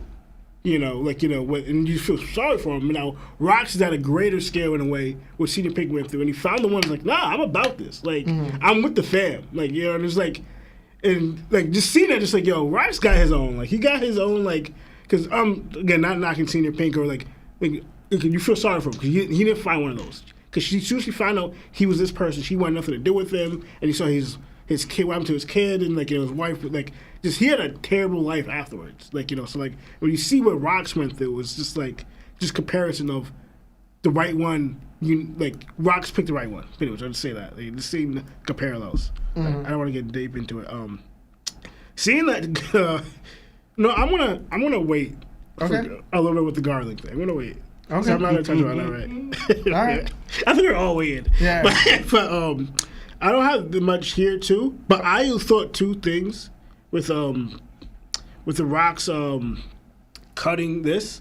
It reminded me of a short technique, and I found it interesting. I noticed too when I said this to Lawrence, we have not seen Rox say any sword attack at all once, and he never even hockeyed hardened his blade. Listen, bro, by Sebastian standards, yo, he just all right. That means that this dude can do so much more. Yo, because he can do attack names too. Yeah, so just like. I was saying, it was very interesting the way he starts off that attack, but then ends with two hands. Yeah. He starts off with the one and then goes to two. Yeah, I was like, it was kind of like a weird finesse power strike. Yeah. But honestly, when I saw this scene, I didn't get it. Not get it. Like, I didn't notice at first. This actually reminded me of Whitebeard, for a war. When he split the island? Yeah, split the island. But again, nodding to Rox. Whitebeard did that with an ability, with the Quake Fruit. Rox did it with pure raw strength. Like I don't even know if it looked because you don't even see hockey hardening. Or, I get what you mean now. So Rox did that so people could escape. Yeah. Exactly. Rox is doing it so his family can escape. Exactly. I got you. Yeah. Like split the same thing, but Rox, doing it with pure force and power. Keep glazing, bro. Yo, I'm saying like I appreciate it. Yeah, I'm gonna glaze where it's need to be. I don't be glazing for nothing. But like I said, I didn't see. Shut up. You know what I mean? Yo, that was crazy. I'm gonna glaze when I need to. Yeah, I don't know why you. Let me finish my thought. All right, but who knows? Like the fact that Rox do this shit, I didn't see any leakage or. Like, if anything, at max, he's probably just maybe using regular hockey or just a regular powerful sword slash. And it's split, like, that. Yeah. So that's, I'm just like, yo. I'm going to bring that up. So, like, yo, but I'm going to leave it here. But, like, I just noticed that just remind me of Whitebeard. Yeah. All right. Are you done? Yeah, because I don't know much of it. So, one of the biggest highlights of the chapter for me was Edis. Her constant plea for Rox to put her down because she was slowing him down was great. And even their back and forth bickering added depth to their dynamic. But what really stood out to me was when Rox told her that even if he was holding back 2 holy knights and his Domi Reversied family with one hand, there was still a chance they could be captured and that their suffering would be unbearable due to their association with the Davy clan. Edis's response was perfect. She tells Rox that if she were the kind of helpless woman who could only cling to him and couldn't protect the child, then he never would have fallen in love with her in the first place. That's my kind of woman, yo. Strong-willed, capable, and logical. Then Rox calls her way of thinking idiotic, right? And she replies that if it ever looks like they're about to be caught, she'll take her own life and her children, and their children's. At that moment, I came to a conclusion. Edis is a Latina. I said it. I said it. What? Only a woman that bold and unapologetically intense could say something like that and still make us men look at her with endearment. She's the embodiment of feminine strength. Yes, she's crazy as hell for saying it, but honestly, what amazing woman isn't a little bit unhinged, right? At this point, I think I might have deeper issues than I realize, but let's move on. So, I do want to highlight one line that really stood out to me. It was, Edis tells Rox that she's part of the Davy clan now, that they welcomed her among them, even though she was a pirate. This raises an interesting question.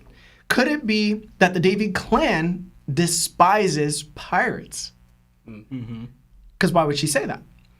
If so, it might connect to the idea that Joy Boy's real name was Davy D. Jones and that he was the first pirate in history. Since he ultimately lost to Emu, perhaps the Davy clan name became a curse, something that brought shame and hardship to his descendants, all because Davy chose the path of piracy. Rox's father wears a straw hat, just like Joy Boy and now Luffy. It's possible that Rox's father and grandmother despised the path Rox chose, refusing to birth another pirate from their bloodline after Joy Boy's failure. That would explain why Rox reveres Davy D. Jones, not just as a symbol of rebellion, but as someone who dared to challenge the world while his family hid from it. It also makes sense that if the Davy clan possessed the same knowledge Joy Boy did, they would know who sat on the empty throne and how to reach it. They simply chose not to act until Rox did. His ability to get face to face with Emu so easily could also be explained by this knowledge. His incredible innate strength, potentially inherited through bloodline, could have come from Joy Boy too. Garp even hinted that Conqueror's hockey may be tied to genetics during Marineford, reinforcing this idea. Finally, this might also explain why anyone bearing the Davy name is punished with such severity, condemned to suffering beyond hell itself. Because Emu themselves cowers at the feeling of his hockey as we've seen on Egghead. Might hold some legitimacy. Yeah, very interesting. I don't know. And then I have one more thing to say. So the next moment I wanted to highlight, and I found incredible, was when Edis told Rox that if they find a way to survive, they should meet again on Lulusia. My immediate reaction was, why Lulusia? Why would Oda choose that island of all places? What significance does this island hold for both Rox and Edis? We know Lulusia as a world government affiliated island ruled by King Seki. After Sabo and the Revolutionary Army declared war on the Celestial Dragons, word of Sabo's defiance spread to Lulusia. Inspired by his resistance, the island's people revolted against King Seki as part of the Eight Nation Revolution, ultimately imprisoning both the king and his daughter, Princess Komane. Later, when Sabo fled there to recover from his encounter with the Gorosei and Emu, the island was destroyed by an unknown weapon powered by the Mother Flame, erasing it from history. That's the Lulusia we know. But what if Oda had actually foreshadowed a deeper connection between Rox, Edis, and Lulusia long before this? In chapter 272, we begin Ace's cover story. Ace's great search for Blackbeard. After Thatch's death, Whitebeard forbade Ace from pursuing Blackbeard, but Ace ignored him and set off anyway. During his search, Ace heard rumors that Blackbeard had gone to an island called Lulusia. When Ace arrived, he discovered a man claiming to be Blackbeard, whose actual name turned out to be Dr. Black, and there's a space, Beard. Not the man he was looking for. Ace kicked him in the face in frustration before escaping the bar. No, kicked him in the face for the misinterpretation.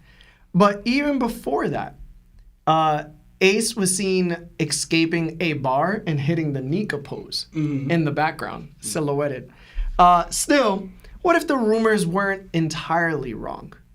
We know Blackbeard traveled to multiple islands before Jaya. For example, he randomly appeared on Drum Island, and Ace followed his trail there as well. Ace always seemed one step behind until he finally caught up to Blackbeard on Banaro Island, and that's when Ace was captured. So, it's possible that Blackbeard truly did visit Lulusia. But why? Did he go there for a reason? Could it be his mother's homeland? Or perhaps he went to retrieve something that Edis or Rox left behind, maybe a journal or artifact containing the knowledge about the world government, his father's past, or the truth behind God Valley. I mean, Odin did it. At this point, it seems entirely possible. There's also something suspicious about the world government's decision to annihilate Lulusia specifically out of all the 8 nations. Even though with Sabo present, why target that island so decisively? Perhaps Emu feared Sabo might uncover the same truths that Blackbeard already had, because Lulusia held secrets tied to the Davy clan or Rox himself. And if you're wondering why the world government didn't erase Lulusia earlier, this answer might be a little bit more simple. The only reason they didn't act was because the information didn't become a threat. Anytime information becomes a threat, the world government takes action. And where did they do that? To Ohara. They were allowed to research as long as they didn't research too far. Mm-hmm. So... No, yeah, I'm so I forgot about that part. But no, yeah, I like the theory, and that's what I definitely do think it's how you say your name, Eris? It's Eris. I say Edis. Eris, yeah. I think that's her hometown, and I also thought too. I wonder too if because I don't know if she escapes this, because obviously Blackbeard's still alive, so she didn't get to the point where all right, I have to take Blackbeard's life and my life. You know? So it's either does she just lose her life here or does they make it to Lulusia?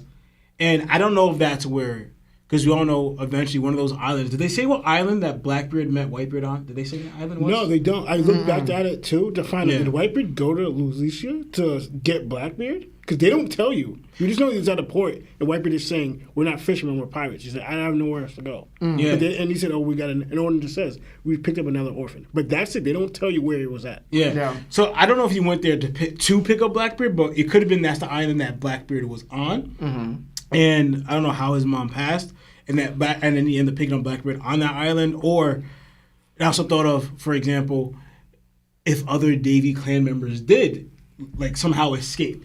You know, because I doubt it's just Rox's immediate family that are only Davy clan members, maybe because we saw a whole lineup of them. You know, it could be that they all got wiped out and it ended up being Eris and Blackbeard are the only ones that escaped that are Davy clan members. You know, or whatever.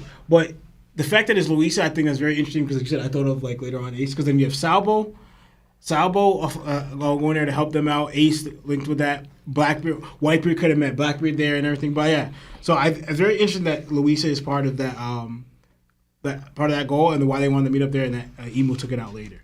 Yeah, that's I didn't even think about that. Maybe that's where Blackbeard was. After, let's say Edis does escape. Mm-hmm. They're planning to go to Lulusia anyway, so Blackbeard was there. Yeah. He probably grew up there. Mm-hmm. Crazy. Yeah. And then Whitebeard probably went there not knowing, he was probably looking for God Valley stuff or something like that. Yeah. And because God Valley is right next to Lulusia, and Lulusia is right next to Marijoa. They're pretty close by. Yeah, he did say it's close, and that's why he destroyed it. Mm-hmm. Very interesting. Yeah. Wow. So there might be some connection. Actually, What happened? No. I have to go back, but if I see it, I think. Okay, just bring it up. All right, go ahead, go. Yeah, that's what I'm saying, because it's funny when you bring that up. The only time when you see Whitebeard bring up the Marines, you see this scene, Whitebeard he gets chased by the Marines, whatever. What chapter is this? Chapter 965. 965. So you have a panel of the Odin, whatever, but you see the Marines near the area. Mm-hmm. The couple panels next, they go to Lulusia. It's like the Marines could have been keeping tabs or tracking Whitebeard or realize they're keeping eye on Lulusia for a reason. And the fact that the only time we ever see Whitebeard's joinage of the Marines was when he was near this area. That was during Odin's flashback for everybody that's wondering. Yeah. So when you guys say that, I just thought that now, like. Because I remember like Odin, them talking with the Marines and saying their organization, whatever. But that's the same chapter where they pick up Blackbeard. So I was just like, yo, there might be a connection there. It might, bro. All right, but let's read 5 super chats and then get back into the chapter. So we have I'm gonna just say Ish, bro. With the 8 says, love you guys, love the theories. First time live. LeBron James as Kaido in live action. What do you guys think? That's so funny. No. Freaky TV with the Nakama status for 4 months says, I love y'all boys in the community. Much love to y'all. Oh, much love to y'all, man. We love our community. You guys are so good. Lotto Boy with the 7 says, who said this? At least make him look thicker.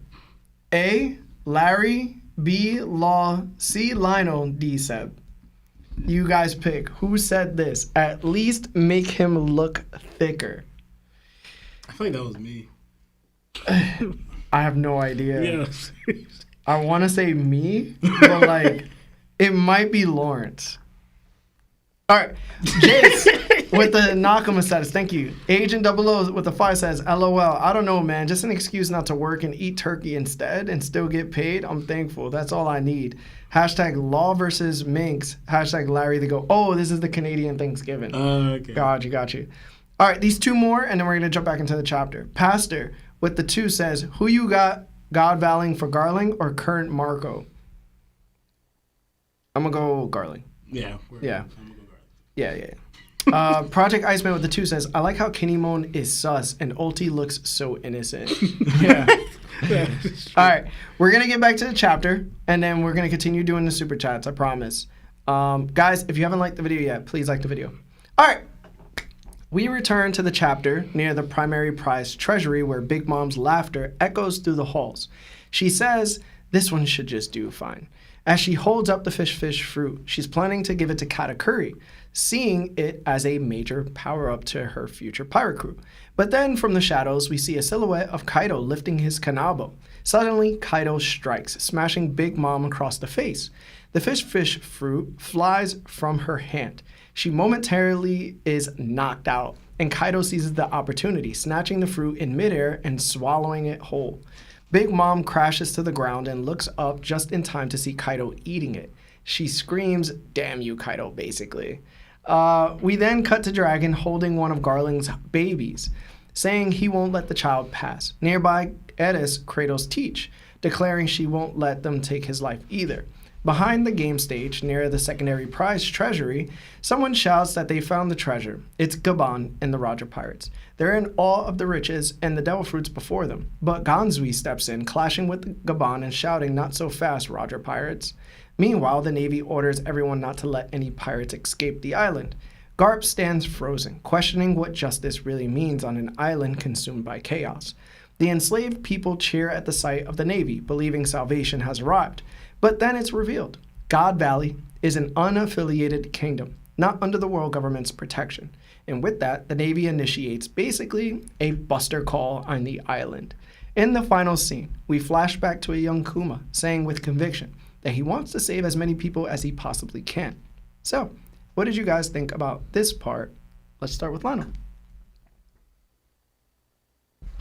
Honestly, I thought, not that actually they hit her, but I thought this was so funny. Because we know what Big Mom says to Kaido at Onigashima. Mm-hmm. At the fall of the rocks, pretty much, I'm the one who let you have the fruit. I gave you. Like those are her words. Yeah, her words. It's like, you didn't give him anything. He really just took. I thought it was so funny, her perspective. But the only way I thought of it is like, because we saw what happened after Kaido ate it. She gets so angry and just starts attacking, having a hockey clash, things are exploding, whatever. The only thing I think of it as if I let you live, Kaido, that means I gave you the fruit because clearly she didn't do it. Yeah, right? she clearly didn't do it. I saw that. I was just like, I can't. She's like, you owe me. All right. You're just talking crap, Big Mom. Shut up. Like, shut up, Big Mom. But I should have like Rox's response. He's like, yeah, like kind of like, girl, you know that's not what happened. Yeah. Girl, you know you crazy. Yeah, seriously. Yeah, when I see Big Mom say certain things, like just like I gave you that fruit, I could have become Pirate King. I'm just thinking of all the stuff that's going on in Big Mom's head. It's just so like she thinks all this stuff, just like something with reality. I'm sorry, Big She Mom. mad delusional. Yeah. She's, like not saying she's not strong, but her way of thinking just be off, bro. And I'll say I'll say when I go. But I thought that was just funny. But now when I was going with the whole some of the stuff I was going to say was towards Sebastian. Again, not tagging Sebastian, but some of the stuff was directed to Sebastian towards other arguments or whatever. I'm probably going to say that for later on, so I'm not going to say some of the stuff I was going to say towards Sebastian because then I'll just go on a big giant rant. But so I'm not trying to do that. So, but I thought that it's funny that Big Mom, again, I already assumed the fruits that she said in the beginning, she had one person in mind, mostly one person in mind. Because she's trying to get two, so I don't know who was the other person for. I have no idea. And the only person I can think of is her 3 kids. She had 3 kids on the ship. No, but I'm thinking the ones who are most likely alive, I know of is during the time of Sparrow. Paris Sparrow's one of them. And then she had a daughter. I know because I forgot the 2 oldest ones. I know they're around 50. Because they're like 50. But I'm thinking of for instance, because I only say that because Kaitiri is not the oldest one. Yeah. But I was actually telling Lawrence, if you actually read, and this again, going to what Sebastian was saying, kind of knocking it. If you look at Kaitiri, going by Big Mom's perspective, but what Kaitiri is doing, that at age of 22, age of 2, Kaitiri gets crazy, eats a whole bunch of donuts and opens his mouth, he tastes the donuts. At the age of 3, he gets so obsessed with donuts and he opens wide his mouth and cuts it open or whatever. They said that, again, this is all the age of 3, that, again, you could add maybe they met maybe a little older or whatever, because at a certain time this happens. Yeah. That pretty much, that people, start making fun of him and they start chastising Kaitiri for his face, how he looked. But Kaitiri, since he was strong, starts beating up those people. Every time they talk bad or looked at him, whatever, Kaitiri just beat him up. Yeah. And I thought, again, that was the age of 3. Then he said, and that's again interesting as well, in a Vivi card or data book or SBS, they said that at the age of 5, Kaitiri eats the mochi fruit. Mm-hmm. So whether Big Mom knows this or not, she was still trying to give Kaitiri the dragon fruit. Yeah. Wait, but how old is Kat right now? He's 10. He's 10. Oh. Yeah. So I said the age of 5, and I said again, Kaitiri's already shown that he was strong. And I said, I was said to Lawrence before, in a weirdly, Big Mom sees a little version of her, someone who's a glutton, eating crazy, and also who's actually strong, who people come up to Kaitiri and he's beating him up, and not saying Kaitiri's undefeated now because they said that he's undefeated, but Kaitiri, people are making fun of Kaitiri, he's beating him, his bullies or whatever. At the age of 3, going up to 5, then you know what happened at the age of 10. 10 is the age where Brewy gets scarred. And that's when from the people that Kaitiri beat up already. That they want to take revenge, but instead of taking on revenge on Kaitiri because he's too strong to go off his little sister. Mm-hmm. That's when Kaitiri goes on that rampage and it starts going on pretty much that I'm going to be protector of my family. Yeah. So that's the age of 10. Mm-hmm. And from then on, he becomes this undefeated champion of the Big Mom Kun Pirates. Mm-hmm. And pretty much, and they said that out of all Big Mom's kids, Kaitiri is the strongest. I'm saying that Big Mom was already recognizing Kaitiri's strength already. The fact that she wanted to give this, I don't know if it's legendary. I don't know if they said Kalos fruit's legendary, but no, this is a powerful Zoan fruit, mythical fruit to Kaitiri. Yeah. Think again, her mindset towards Kaitiri already. Yeah. And again, we don't know if this happened, the whole thing with the Kaitiri when Bree got hurt. Yeah. We don't know if this is before or after. We just know it happened the same year. So Big Mom could even saw that too and got impressed with Kaitiri's strength even more. But my point is that but it was going with Sebastian and Sebastian's thoughts with Kaitiri and Big Mom's view. Again, Big Mom's view with Kaitiri and potential that Kaitiri had. Yeah. And I also thought of, if the fruit, if that is possible, you can eat 2 fruits and that's not actual thing. and Katori ate this zone mythical fruit, and he still had his mochi, He'd be a mochi dragon. I was like, yo, he's pretty much almost like Nika. A stretchable mythical Zoan who can manipulate his body and the surroundings, but also have the powers of a Zoan fruit. Yeah. I was like, yo, that would be beast. Like, honestly, just thinking about it. I thought, again, if that's going to go into... He'd be a nerd's rope. What? He'd be a nerd's rope. I don't know what that is. I don't know what that is. You guys never ate a nerd's rope? Oh, a nerd's rope. Yeah. I heard a nerd trope. I was like, I have no idea what that is. I'm not even sure that's a word. But yeah, nerd's rope. Okay. And no, I haven't. All right. What else, Lionel?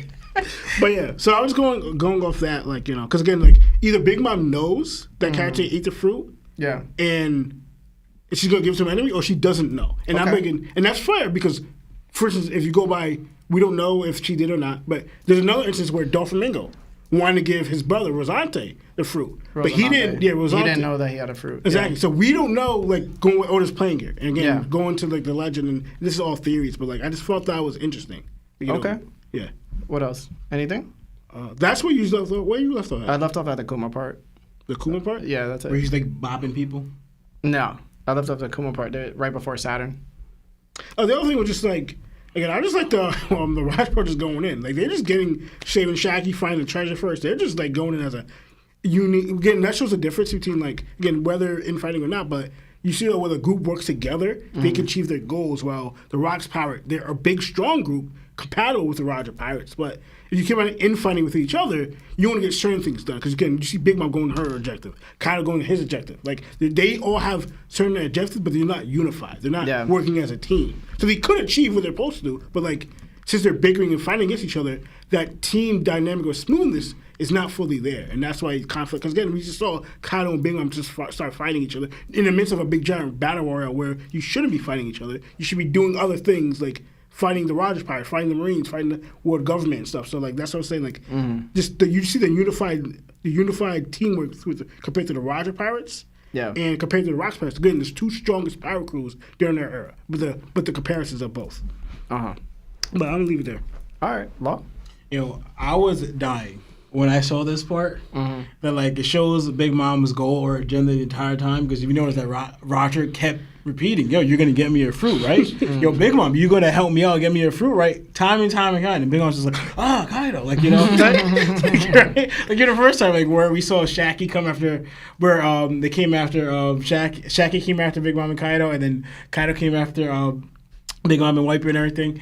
And then you see like keep on there where she's trying to leave ahead away from Kaido to get the fruits for herself or her crew. And Kaido's just like, yo, tagging on like the little brother, like, yo, what about me? But the fact that he took it into his own hands as soon as he didn't even say no words, because before he kept saying, yo, Big Mom, what about me or whatever. He said nothing. He's like, nah, I know what you want already. Whack! Yo, I started dying. Because then he said, and then he saw it in the air, like, oh, and then his smirk while he's eating, he's like, yeah. Because he keep flying, bro. He keep flying. Like, yo, and then when she screams when she got hit. Ah! She dropped, but she kind of ate it, though. But it had me dying because the look he's looking at her in her face, he's like, yeah, I got my fruit. And she's like, damn you, Kaido. And then to me, Sebastian talk about Big Mom may not have full control over her. She's leaking out Conquerors right now, mad at Kaido because of what he just did, right? So I thought that was hilarious. But going to Lano's point about right here, how the story that Big Mom be painting is different from what we see from reality, right? It's not like you were told false information like Sengoku was. This is what you interpreted. Like, yo, Kaido, I helped you. I gave you the fruit. You owe me. It's like, woman, I took the fruit when you tried playing with it, you know? So, two things I thought of. I wonder, because Kaido's comments about the whole pirates will betray you. I wonder if this is kind of what Kaido's talking about. He's not. They're going to go for their own agenda. They're not going to care about you. They're just going to do their own thing, like betraying. Because to me, Kaido probably thought this Big Mom betrayed me because the entire time, he's like, yo, you're really going to help me get a fruit. And Big Mom shows that I wasn't about that business at all. So I believe this is part of the betrayal that Kaido was talking about. But also, this points me to a different perspective of how Big Mom views things going into the Loki marrying her daughter situation, right? If she's thinking one thing, right? This is like complete delusion. Otis probably painting us here. Big Mom's mindset of like thinking, yo, yeah, my daughter was gonna marry Loki is what the situation. could be similar to the situation here where she's viewing Kaido. Like, yeah, Kaido, I gave you this fruit, you owe me. Whereas, like, completely different situations from us. So I'm thinking the whole Big Mom's idea of what with Loki and her daughter may have not been what was really happening, but it's in her mind of how she saw it through whatever, because obviously she's crazy. You know what I'm saying? I feel like she's a gaslighter. So. Right. I mean, this is very womanly. That's crazy. But Big Mom's been like this since she was a kid, though. Yeah. Listen, they don't change when they grow up, bro. Yeah, I'm not touching that. Marv, am I right? Can I get a little soundbite? Yeah. I can't. Right. Bruh. But yeah, I thought that was funny. Just like, as soon as I thought it, I was like, yo, she has her own story in her head about what really would happen. Right? But I love how Oda, in a way, because we see these two, I don't want to use faded, but these two babies here, and we see later on how the rivals that they are now.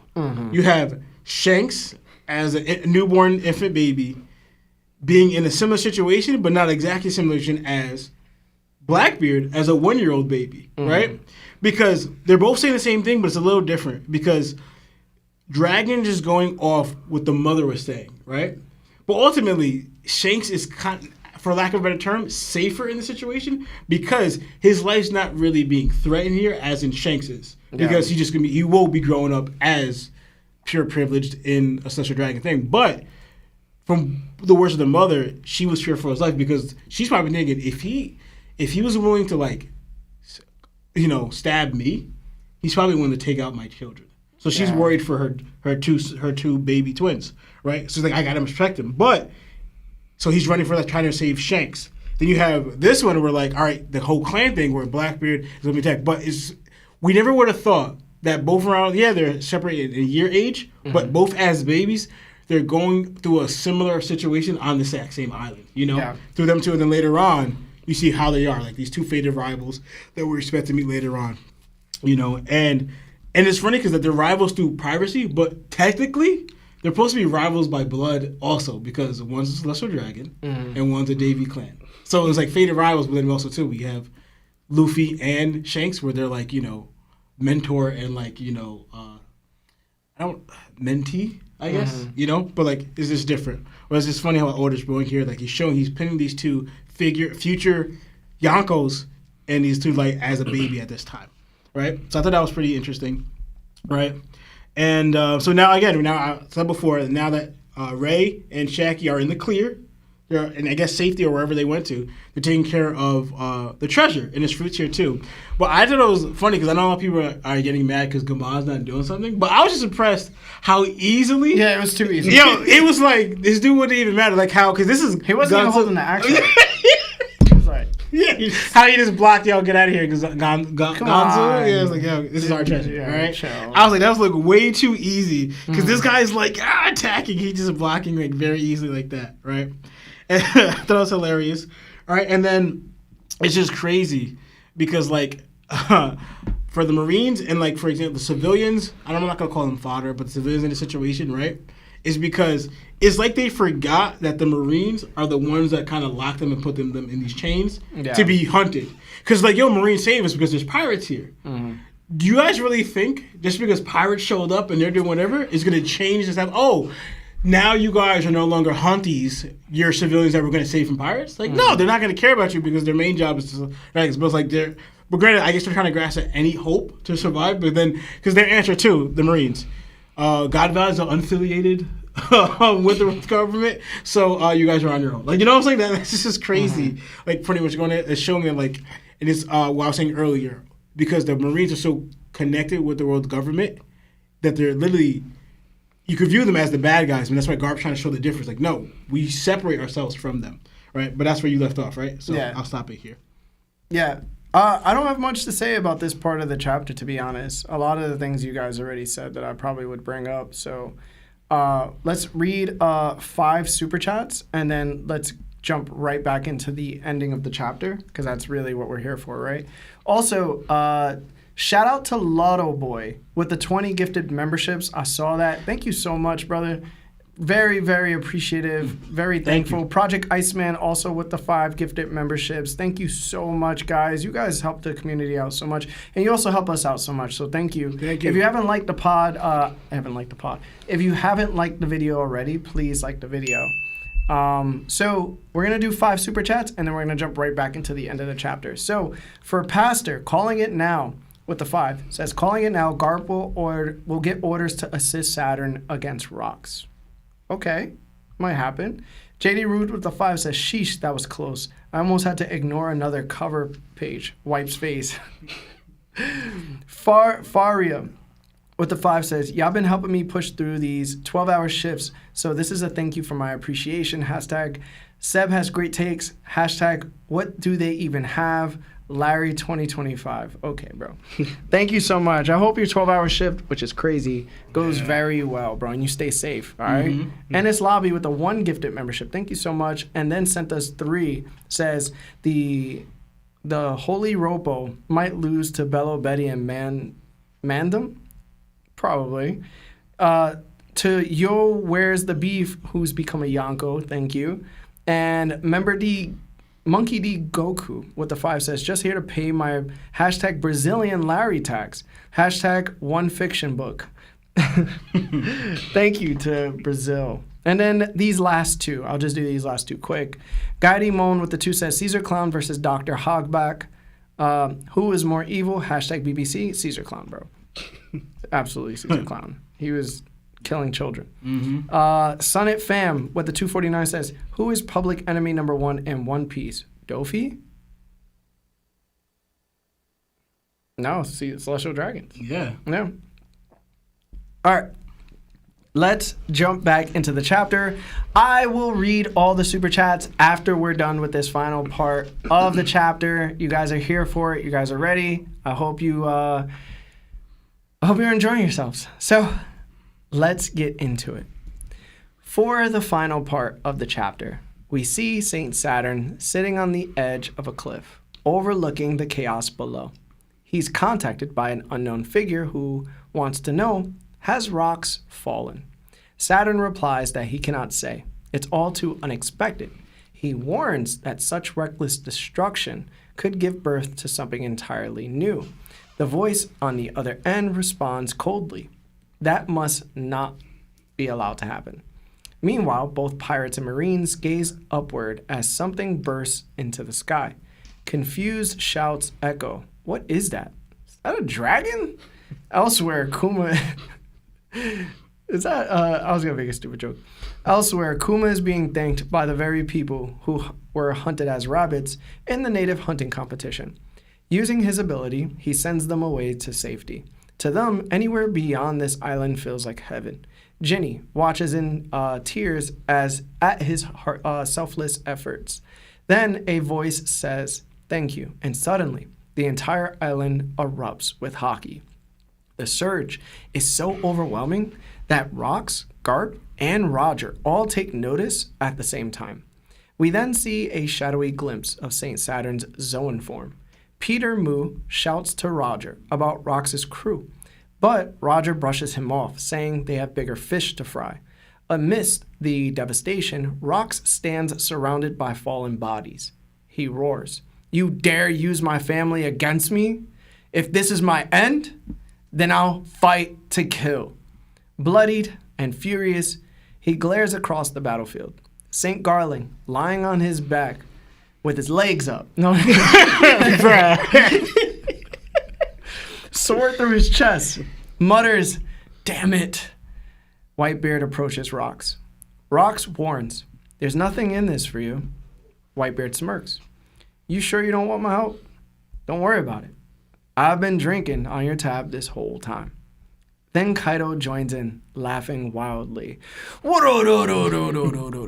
"Check me out," he shouts, transformed into his dragon form. Standing beside Rox and Whitebeard, he boasts that he's finally obtained his own power and wants to test his strength. Rox laughs, saying, "Vo ha ha ha." Kaido's clearly having the most fun out of everyone here. Whitebeard chuckles, but then axes. "That's all well and good, but what in the world is that?"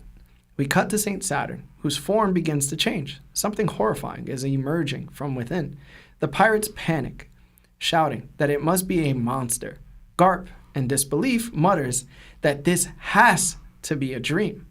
Roger looks on with awe, saying, "What grand days of adventure we live in. There's still so much to learn." Rox says to Whitebeard, "You asked what that is. If I had to call it anything, it represents the world itself." The chapter ends with a chilling panel.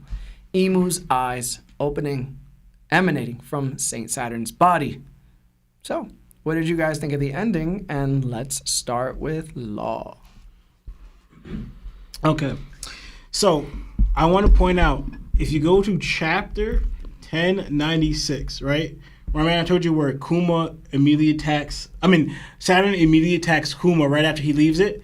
So if you go into the chapter where you have Saturn picturing that moment, the last thing that Kuma says to him, I guess before he disappears or whatever, he says, "All I want to do is save as many people as I possibly can," right? In that moment, in that chapter, at 1161 or 62, that's what Kuma says, and then Saturn's like thinking about that moment, right? But going back to that chapter, he compares, doing this like Nika, right? He says, if you're born to slavery, then there's no point in being born. But if I got some kind of power, then I want to be like Nika and save as many of these unfortunate people as I possibly can, right? Saturn responds, "Which is why you people will vanish for good," right?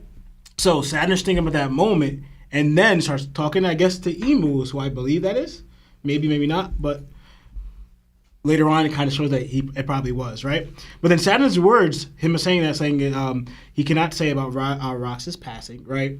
And then goes into like the destruction of danger, right? So now I want to know, is he talking about, will Rox's death bring about something new? Or is he talking to because he was thinking about what Kuma said, that something new is going to be brought here based off this island, right? And then Emu was like, that cannot happen, right? So I thought it was very interesting, right? It might be because, remember, mythical devil fruits have a will. So we can say that fruit found Kaido. The fruit that Kuma has, if it is mythical or whatever, I just think all devil fruits have the will aspect to them. Right. Then that devil fruit found Kuma at the moment it needed to. And I think all these devil fruits found themselves when they needed to. Right? Right. Yeah. So I think that's the birth of something that he was talking about. Something new. And I think they know that because they already know devil fruits have wills. Yeah. And it's like, I guess there may be low-key the abilities. Because, all right, this is a deeper thing, because I just thought of it right now. If abilities were, because we already know, if they were tied to Gomez de Muro, the first world, right? If the abilities were kind of spawned because their ancestors were already enslaved in the world, and we get, all right, because of that was the birth of abilities, right? And you're talking about like they have their own will. What we're trying to see now, these abilities are starting to show that they're rebelling against the Celestial Dragons now, right? They were born through rebellion because they wanted something more, because the people were tired of being slaves, so birthing into abilities. And now the current, I guess Gurusei, or the current Celestial Dragons, besides Emu, because he's always been around, are noticing that these fruits that were born from our works of putting them into slaves in the first place are actively rebelling against us too. That's what they're noticing. So I just thought of that might be a factor, right? So and then we have Kuma saving people, right?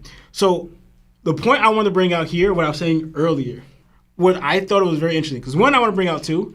So throughout this entire island on God Valley, we keep seeing three people kind of pointed together, and that's Roger, Garp, and Rox. Right, showing that and I would like to, even though he's not here, I like to put the big four at this time is Harold. So Harold, Rox, Garp, and Roger were the big ones, because Whitebeard, Kaido, and Big Mom are not there at that stage yet. These are the four that stood out amongst them, right? Because here in God Valley we have them three, and they keep showing these two as standing out before, like when Garp showed up, you had Rox and Roger sense that. They had this situation. You keep pointing out these three for a reason, singling out these three, right? So that was very interesting. Now you feel Emu's hockey, right? Again, you have these three feeling it at the same time, not including Whitebeard, not including anyone else, just them three, right? And then even saying that, I guess how grand this hockey's feeling is that Roger even says that this is bigger, I guess, in a way, than the Rox Pirates, because he's feeling it, right? They're bigger fish to fry. also I want to give credit to the fact that Rocks took them all out, right? As in these. So you had these are what I counted. There's 2 knights here, right? 2 holy knights. 2 holy knights and 4 Daimyo University people, including his parents. He got that dog in him to take out his own parents, like his own parents, like that. That's just crazy. He's like, yo, you use them against me, but it's like recognizing they're not who they are, right? But taking them out and had Garling on the floor, right? Sebastian's not here to defend himself, so I'm not gonna say too much. But I'm just saying we've had talks about this before, and I'm just gonna link it to, and I'm gonna say enough here. All right, do y'all still believe this is the man that put a scar on Whitebeard's chest on God Valley? The man here on the floor. Just saying. So all the people that are coming at me. His legs is up. His legs is up. You know what I'm saying? Sebastian's Back flat. Sebastian's not here to defend it. Because all these other people saying, because me and Lana were bringing up that chapter. Actually, it was us 3 who were on agreement. Actually, we got to do the whole dubs. Because all 3 of us were right. We was all right. We was all right. You know what I'm saying? We was all right? Because I talked about earlier saying the reading comprehension. I was saying that only for that chapter where they was explaining here. This one kind of confirms it that Garling is not on that level. I'm sorry. That's the proof of it. All right? I don't see Garling getting strong enough, especially where they're at now, to eventually scar Whitebeard. Doesn't happen. I'm sorry. I don't see it. I agree. Right. Yeah. But anyway, yeah. So, but going back to these points, right? So going back to what I was saying earlier, right? I just want to point that out there. The reason I was bringing this up, so going back again to that chapter 1096, right? So notice I was going with the timeline of where people are at, right? And what was happening, because right after Kuma ran, he got attacked by Saturn, right? And then we see the flashback. So right after Kuma gets attacked by Saturn, we see where Saturn is and like the other thing, right? This is where we actually get that moment where you have Rox and Roger, I guess, meet. Because right then is where they see, it says, where Roger says, wait, Rox. And then Rox says, out of the way, Roger. And I was just like, this happens when Emu/Saturn shows up? So that made me think, were they competing to go fight this person? That's what made me I wonder if it made me think of, like, for example, because they all sense it. Mm-hmm. And they're all kind of like, yo, what is that? They're kind of curious to go figure out who's this person with this grand hockey. And knowing all of them, they sense that hockey. They're not running from it. Mm-hmm. They're going to go see what that is. Yeah. Like, yo, like, how... Like, pretty much, like, comparing strength. Like, I want to see what that is. And then Roger's statement here, he's definitely going to go, that statement, bigger fish to fry, he's going to go check it out.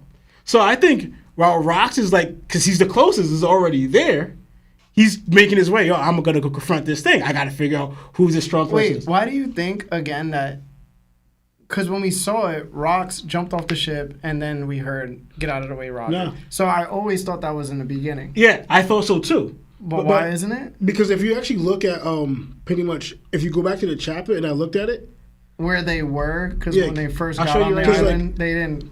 Because if you go by, like, all this is happening, right? Then you see pretty much all this is happening, right? 1096. But if you go by the certain, like, what they're showing now, so Rock's pirates arrived now, right?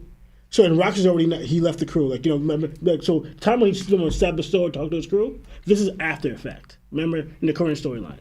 Right? So when the Crocs is talking about his crew, when you get there and he has a sword, I mentioned that there might be Shanks' sword or whatever. So that moment. So this is after. So Rock's now already left. If you look at the story, what's happening, all this, so Roger's crew arrives, Garp's crew arrives. But you see, around that time, it's the same time as well. We already saw. That already happened. Big Mom, we already seen this chapter. Big Mom attacking Ivankov. You see this happen with Kuma. You see this with Kuma and Saturn. Then after that, then you see Rox say, wait, you see wait, Rox, get out of my way, Roger. Kind of implying that happens towards. Oh, okay. Yeah. Going with the story. Towards the end of it. Like, so because that happens towards the end. It's like towards the end of the God Valley of Kuma's flashback, you see the words not highlighted, but showing wait, Rox, or that. So to me, that puts that at that timeline. Yeah. So that's after that situation. Okay. Because I thought the same thing. It was like, because it made more sense. He's like, I'm not trying to save Shaq or whatever. I'm going after that one. Okay. But then knowing this timeline makes me think otherwise, as in. Yeah, so they were chasing the, like, fight. Yeah, they're chasing, yeah. So they're both, in a way, kind of competing, trying to get to Emo, because to me, I thought it was very interesting, but, like, I just messed up my page here. But yeah, the reason also why I say that, too, is because at this moment, the only person on this island besides from the Gorosei that knows who Emu is and what he looks like is Rox. Because he went there himself. Yeah. Right? That's why he gets that statement where Whitebeard's like, what the heck is that? Even like, what is that?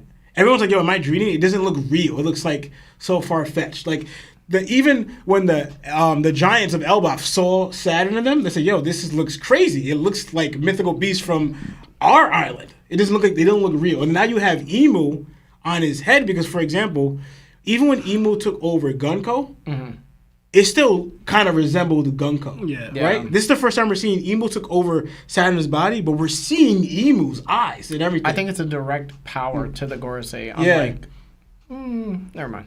Yeah. So it's like something different. To me, I wonder if it's actually more powerful. To me, it's more powerful than when it was with Gunko, right? Or he could just transfer through people. Right, yeah.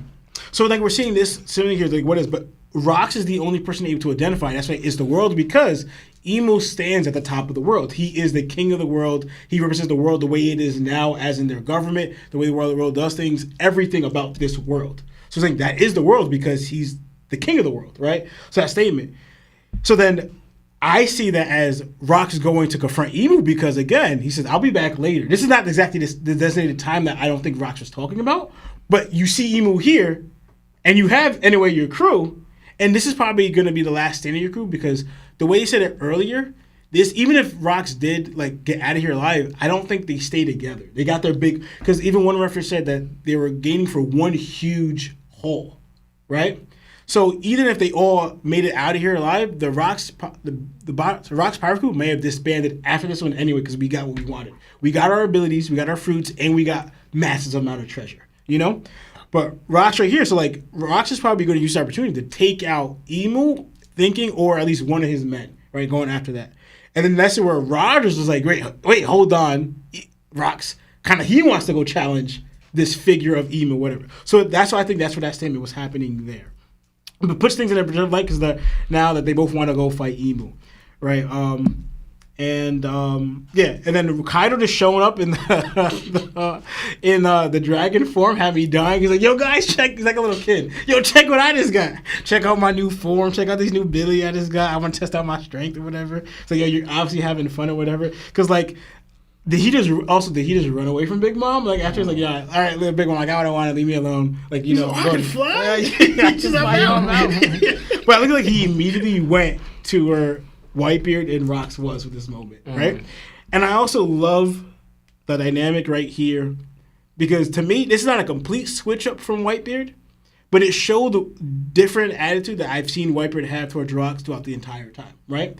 Because before when Rox was saying something, you see kind of Whitebeard like kind of looking at Rox like either anger or annoyed or with disapproval. And then literally earlier on this island, he said, yo, Rox, I told you not to give me orders or whatever. But right here, he's standing with Rox. You know, I love that. He's like, yo, dude, you know this is anything in it for you. Because, like, even in the beginning, when they both got here, Rox says that, like, all right, guys, let's not kill each other all right here. I think let's kind of work together, get this last hole, we'll go back to the island, and we'll split it up, and that's it, right? So kind of saying, like, yo, we're all in it for this hole, and then we can go our separate ways, right? But now the situation, really, like, they're only here because they're serving their own agenda. But now you have Whitebeard showing his actually support for Rox in this moment, showing that he actually viewed Rox a little differently than how previously what he showed, even what he said earlier. Because he even says, you sure you want to help? Like, you're not going to gain anything by staying here with me at the side. Rox expected to go through this alone, right? And then Whitebeard just says, don't worry about it. I've been drinking on your tab this entire time. Like, you know, kind of made it seem like, nah, like you my dude. Like, you're like, I don't know about to say brother, you're my guy, but like, you know, like I'm with you right here. So like, and this is before obviously Kaido rolls up because I don't know if Kaido shares that sentiment or something, but at least he got that from Whitebeard. Yeah. And to me, out of all the people and the Roxas crew, you kind of want it from Whitebeard than anyone else, right?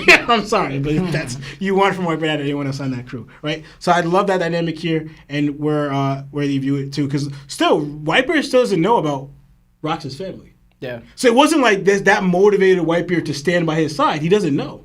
Yep. But he chose to do it anyway, and I love that moment between them two, right there. And I think that's all I have for now. All right, Lionel. Dang, I don't know what to say anymore. Okay, where should I start? I'm gonna start off with the Garland thing. I'm not Sebastian's not here, and I don't want to rip, but like, because I always go by defend yourself. Call out. Yeah. But I'm just gonna bring certain points that I always thought like pretty much what Oda was doing, like, and that's gonna go by comparisons, narrative, and like portrayal, and like and yada yada yada. So just like, because I know a lot of people put Garland on this hype, on this pedestal, and started giving him things that he didn't even do, but you're just saying some people even showed it as a fact, and I'm like, all right, that's kind of wild. You don't even know. Because I said, for instance, that's what I go by again: hype, comparisons, and narrative. Mm-hmm. For instance, if you even hear with Rocks, let's start with Rocks first. Again, the first introduction with Rocks. Again, who he got compared with, narrative-wise, and what was the hype? He was Roger's first foe and greatest rival. Mm-hmm. That he was the captain of Whitebeard, Big Mom, and Kaido, putting him on their level or higher or the same level of Roger. Like right there, that was the hype with Rocks, even with narrative too as well. So again, and that's what we did understand. All right, they give him this hype. There's no way he's a buggy dude. They're already putting this on him, putting Rocks on this pedestal already. Then later on we see more. The first introduction, and his character first shown, he takes out an admiral. Again, that's a feat. That's a feat that he did. He took out an admiral. So again, going off the first introduction towards Rocks, he's already hyped up already with the first rival and being the captain of Whitebeard and Kaido and Big Mom, 2 Yonkos right now. And now the first introduction, he takes out an admiral. And we know that one of the strongest people in the game. That was Rocks' hype, introduction-wise, the beginning and later on. And I'm just going to leave that there, right? Because again, we see, and I'm not going to go on. You're just saying that should be enough. Yeah, exactly. Yeah. Again, what was Garland's hype? What was his portrayal in comparison? He didn't get compared by nobody. He didn't get compared by Whitebeard. He didn't get compared by Rocks, Roger, and any Yonkos. We just know that he was the supreme commander of the Holy Knights, which we just got introduced. They didn't really have a hype towards them. And he was at God Valley. Then again, okay, that's okay. We can take it as whatever the Holy Knights. Okay, we don't know how strong the Holy Knights are. We don't know that. We get that later on, and even when we get it at AK, they didn't have that great of a showing. Yeah. Honestly, because mostly it says regenerations ability. Okay, then all right, what's the hype of his feats? We see him take out a celestial dragon who's weak. That's Nilfgaard. Nilfgaard, a celestial dragon who's weak that he threw them you're looking at it into trash or whatever. That was his first showing. Okay, or whatever. The second is his showing with, again, taking up people who are tied up who are weak, can't defend themselves. The God Valley King. Non-combatants. Non-combatants. So just like, okay. And people are hyping Garland. I'm thinking, I don't see the hype. Yeah. Rocks took out an admiral. That's hype. Mm. Garland is taking out weakling slaves. Yeah. So just like, again, why are you putting Garland on this pedestal when he didn't show anything? Saying that you're saying that he scarred a Whitebeard. Mm-hmm. And it's just like, I didn't understand it. If you said Rocks scarred Whitebeard, I'm like, yeah, it makes sense. But you're not saying Rocks, you're saying Garland. Yeah. So just like, when I was going by narrative, or I said, narrative, portrayal, hype, and comparisons. This is what we got from Garland. This is why I heavily argue with Sebastian. There's no way Oda's telling me from what you guys are saying, because then you're saying that, because he's Shanks' he might be Shanks' father. That's fair. He could be. But just because you're Shanks' father doesn't mean you're scarring Whitebeard. That doesn't correlate to that. That's not a fact. That's not a thing. Like the unit, he's just like saying, I can't even compare it to. Oh yeah, Rocks' father. He could beat Emu. You get me? Like that's what he's telling me. Or Rocks' father. We see Rocks' father. He should be evil. But guess what? He's getting Oni whatever. Domi University. So it's just like, that doesn't correlate. Yeah. Someone who's a beast doesn't mean another example was Odin. Mm-hmm. We saw how his father was. So again, in Momo, again, you have Odin's father and Odin's son. They're not on Odin's level at all. Mm-hmm. So that's what's going off that, what I was understanding. And now we even see the evidence of it. Garland fighting Rocks the first time. He's protecting his family by himself. And you see Rocks. He's at a disadvantage, but look at it. He has no bruises. You're the one who's messed up. And he's the one who's one-armed protecting his family. I don't know if he's, one-armed during that time, but we just saw that he's at a disadvantage while you're giggling about him, and he's still got the advantage on you. And he realized, I'm only running away. Why? Not because I'm weak, I'm inferior, he gets too much. No, I'm trying to protect my family. But as soon as my family's gone, all right, what's up? And we saw what happened. He took out everybody. I don't even know how many people were there. But the fact is that Garland, who's on this hype, supposedly scarred Whitebeard, and in the Holy Night, and on University, all these people, we don't know. And Rox took him on all by himself, bro. Like, no help. That's my guy. Yo, it's just like, That's my man. Again, what did I say? What was hype about Rox? He got the hype. So all this wasn't even that much of a shot. It was just added more hype to Rox. People got disappointed with Garling. It was disappointing. But again, I never saw Garling that guy. Yeah.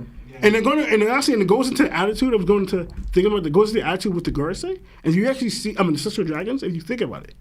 And again, I'm not knocking all of them, but if you look at all their attitudes, Dolphin had the same way. Mm-hmm. Thought people were trash, thought people were under him, like weak and like below him as because I'm a Sister Dragon, all this, I'm supposed to be up here. And I attack people who are defenders. I attack all these people.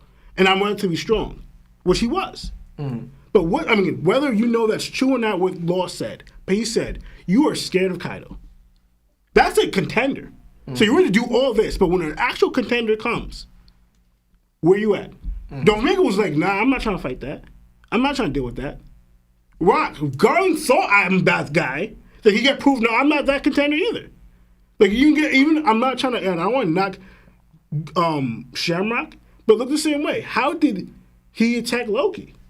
Loki couldn't defend himself. Mm-hmm. Loki was tied up at a weak condition. Shamrock takes advantage of that and beats him up. But what did we see Kaido do to Big Mom? Big Mom was yoked up out of this finish. Same way with Loki was. Kaido says, "What are you doing? Uncuff her." No, exactly.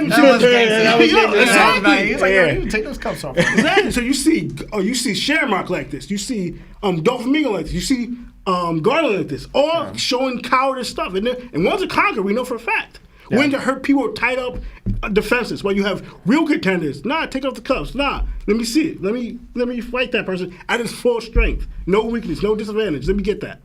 And we see that's crazy. But I'm just saying though, like, you just like, I can't give these Celestial Dragons this hype because actually even you go by what even Kaido says later on, I'm ranting so I don't want to go on too much. And that's other stuff I want to bring up, but I don't think we have time. But again, I just saw this, and again, I just knew and understood it already. Mm-hmm. Again, I never put Garling up there, period. I didn't know if he was even Yonko level. I didn't. I said maybe at max ammo level. But even if he is those things, this would, like, going by Rox's power with Yonko, to high Yonko to like Pirate King level, we already seen what the high Yonko stuff do the ammos to Shichibukai level people. So this, if Garling is strong, but he's only an ammo, Shichibukai, like Doflamingo, whatever level, this is also not far-fetched. It makes sense going with the narrative. He is strong, he's that, but fighting the real top contender, one of the strongest people in the show, there's no contest because you weren't there. You're not there. And I don't know if you're ever going to be there. Like, so that's my point, honestly. Again, I was going to have more Sebastian, but that's the point I'm making. Again, I'm not saying I was right. I'm just saying, like, this is what I understood what Oda was telling me, period. We were right, Lion. Right? You know what that reminds me of? In Rocky, I think it was Rocky 3, when he was fighting Dragoff. I think his name was. Yeah. And then the trainer was like, throw in the damn time! Part 4.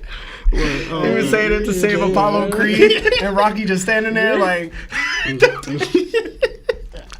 But going with Lawrence saying with Whitebeard and Rox, I loved it too because I viewed it as like a partnership. Yeah, I feel like Whitebeard is Rox's Rayleaf, whether we acknowledge it or not. I always kind of thought that. Because to me, like even in the back with the whole Loki thing, and like you always show mostly the ones who were mostly together was Rox and Whitebeard. They always showed them together, and I always thought like because Roger's crew comparison, of like there's two strongest pirate crews. Like if I was going by, if you look at it, there's no other pirate crews who would face each other. There's no pirate crew facing the Roger pirates. There's no pirate crew facing the Rox pirates. But the only ones who could do it are those two crews. Face each other. Yeah, face each other. So just like in the fact that it shows like again like we don't fully know the relationship, but I always thought they were like a brother or type of partnership with each other. Like, and we always said that the only person that we would think that would actually help Rocks with his wife and kid would be Whitebeard. Like, I don't think Kaido really cares to go. He can't really ask Kaido or whatever, or Big Mom. I don't think, but the only person we thought that. I mean, it's possible. It's true. Because Kaido's Kaido's here, but he doesn't want to show Big Mom Billy. probably would have too, because she cares about family. That's true. So maybe like it's like the whole Odin effect with Rocks. You're not trusting your crew with certain information where you could trust them, but you don't think you could. So you put it on yourself. Yeah. So like he kind of explained the dynamic though, is because mainly it was like we all have our goals. Yeah. And it's just like this is not part of what you guys signed up for. Was my family. Yeah. That's just like there's nothing in it for you. You know that, right? And that's just like no, I'll help you all anyway. So it shows like all right, Rocks understood what the who the crew was. We do it because we have this goal in mind, not my family. So yes. I actually got confused. I got a little confused though a little bit with Whitebeard and Rocks, as in was Kaido in the direction where Emo was at? Because they don't know if they turned. Either they turned around or Kaido's in the direction of with Emo at, and he went to them to go on their side to fight. I don't know either. And also I'm trying to think, did they leave? Because are they Garland and them just still on the floor and Whitebeard and them just woke up to Rock? Like, I got that too. That's probably what it is. Yeah, I don't think Rocks left the area. Not really. Kaido did come from where Saturn was because that's where Big Mom and Okay. And I also thought like with the whole. Well, actually, no one's pretty much said it. Yeah. I thought it was interesting. I just want to know now, like, because going to how Monster Tiring, like they keep on seeing this image. Because when we saw like Emu, because Emu's not in his weird form that he's what Sabo saw. He's like in his like maybe a combination of what Rock saw at at the his base form. Yeah, his base form, but I guess they're getting weird out with Saturn or whatever. But I want to know, because it came up from, it looks like Emo itself. Yeah. I'm trying to think of, do they see it and we're not seeing it because we're being silhouetted, but they actually see what Emo looks like? Or they just see a weird shadowy figure? Because that means, like, if they're saying all this stuff, they actually see what Emo is. That means Emo doesn't probably look human. Yeah. He looks like a weird creature type of Well, also, thing. too, this is the first time they're seeing Saturn probably awakened form, too. Yeah. So that's what I'm trying to put together. Are they going by Saturn's form? Like, are they going by Saturn's form? Yeah. Emo's form, or the combination of both? I don't know what they're really focusing on, which is interesting, because I know they felt the hockey, too, as well. So, like, but I don't know if I think I lost my train of thought the rest of it. If I have anything, I'll bring it up, but I think that was it. But also, I was going to bring up, do you think we actually get reveal of Emo in the flashback? Like, No. No? You No. still don't think so? Mm-mm. Okay. Yeah. I said the same thing. Mm-hmm. Yeah. Okay. But yeah, I think, and going back to a little bit, one more thing, going back to pretty much, I think the reason why Sengoku said, or got fed, or whatever reason why he was telling us that, pretty much, and this could be crazy, that reason why the Garp and Roger fought Rocks. It could be that could still happen to a degree. Yeah. But it could have been that Emo showed up and hide the fact that probably they the one who fought Emo. Because that's one thing I was bring. I think Emo is gonna bring a big giant on the University army with them, and I think all of them will end up fighting Emo in that army.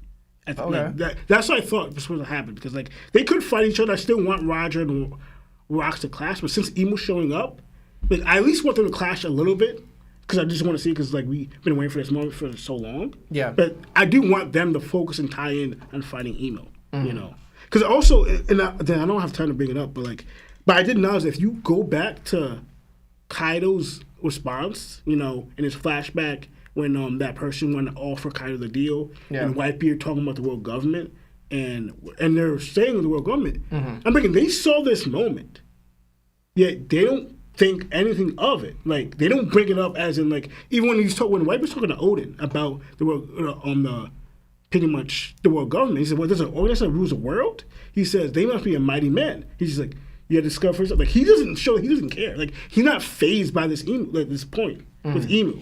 And even Kaido, he's like, what Kaido says, that he talks about taking the world, and he says, like, he calls the Gorosei Such Dragons, like, wimpy, like, pretty much, I forgot what he said, because I have it here, but I'm not going to go to it, but he calls them, like, they're not warriors, they're not fighters, they're, like, rich, like, plumpy kids, like who are, pampered or stuff like that. Yeah.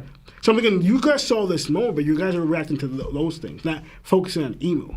So I'm thinking, what did emo show you that even you guys didn't, like, you guys are acting a certain way a little bit, but after that, did it not impress you? Would you see that emo was not all that? Like, yeah. I don't know. I said that their reaction didn't add up to seeing emo to later on. Well, they wouldn't know that this person right here is standing on top of the throne. How would they know that?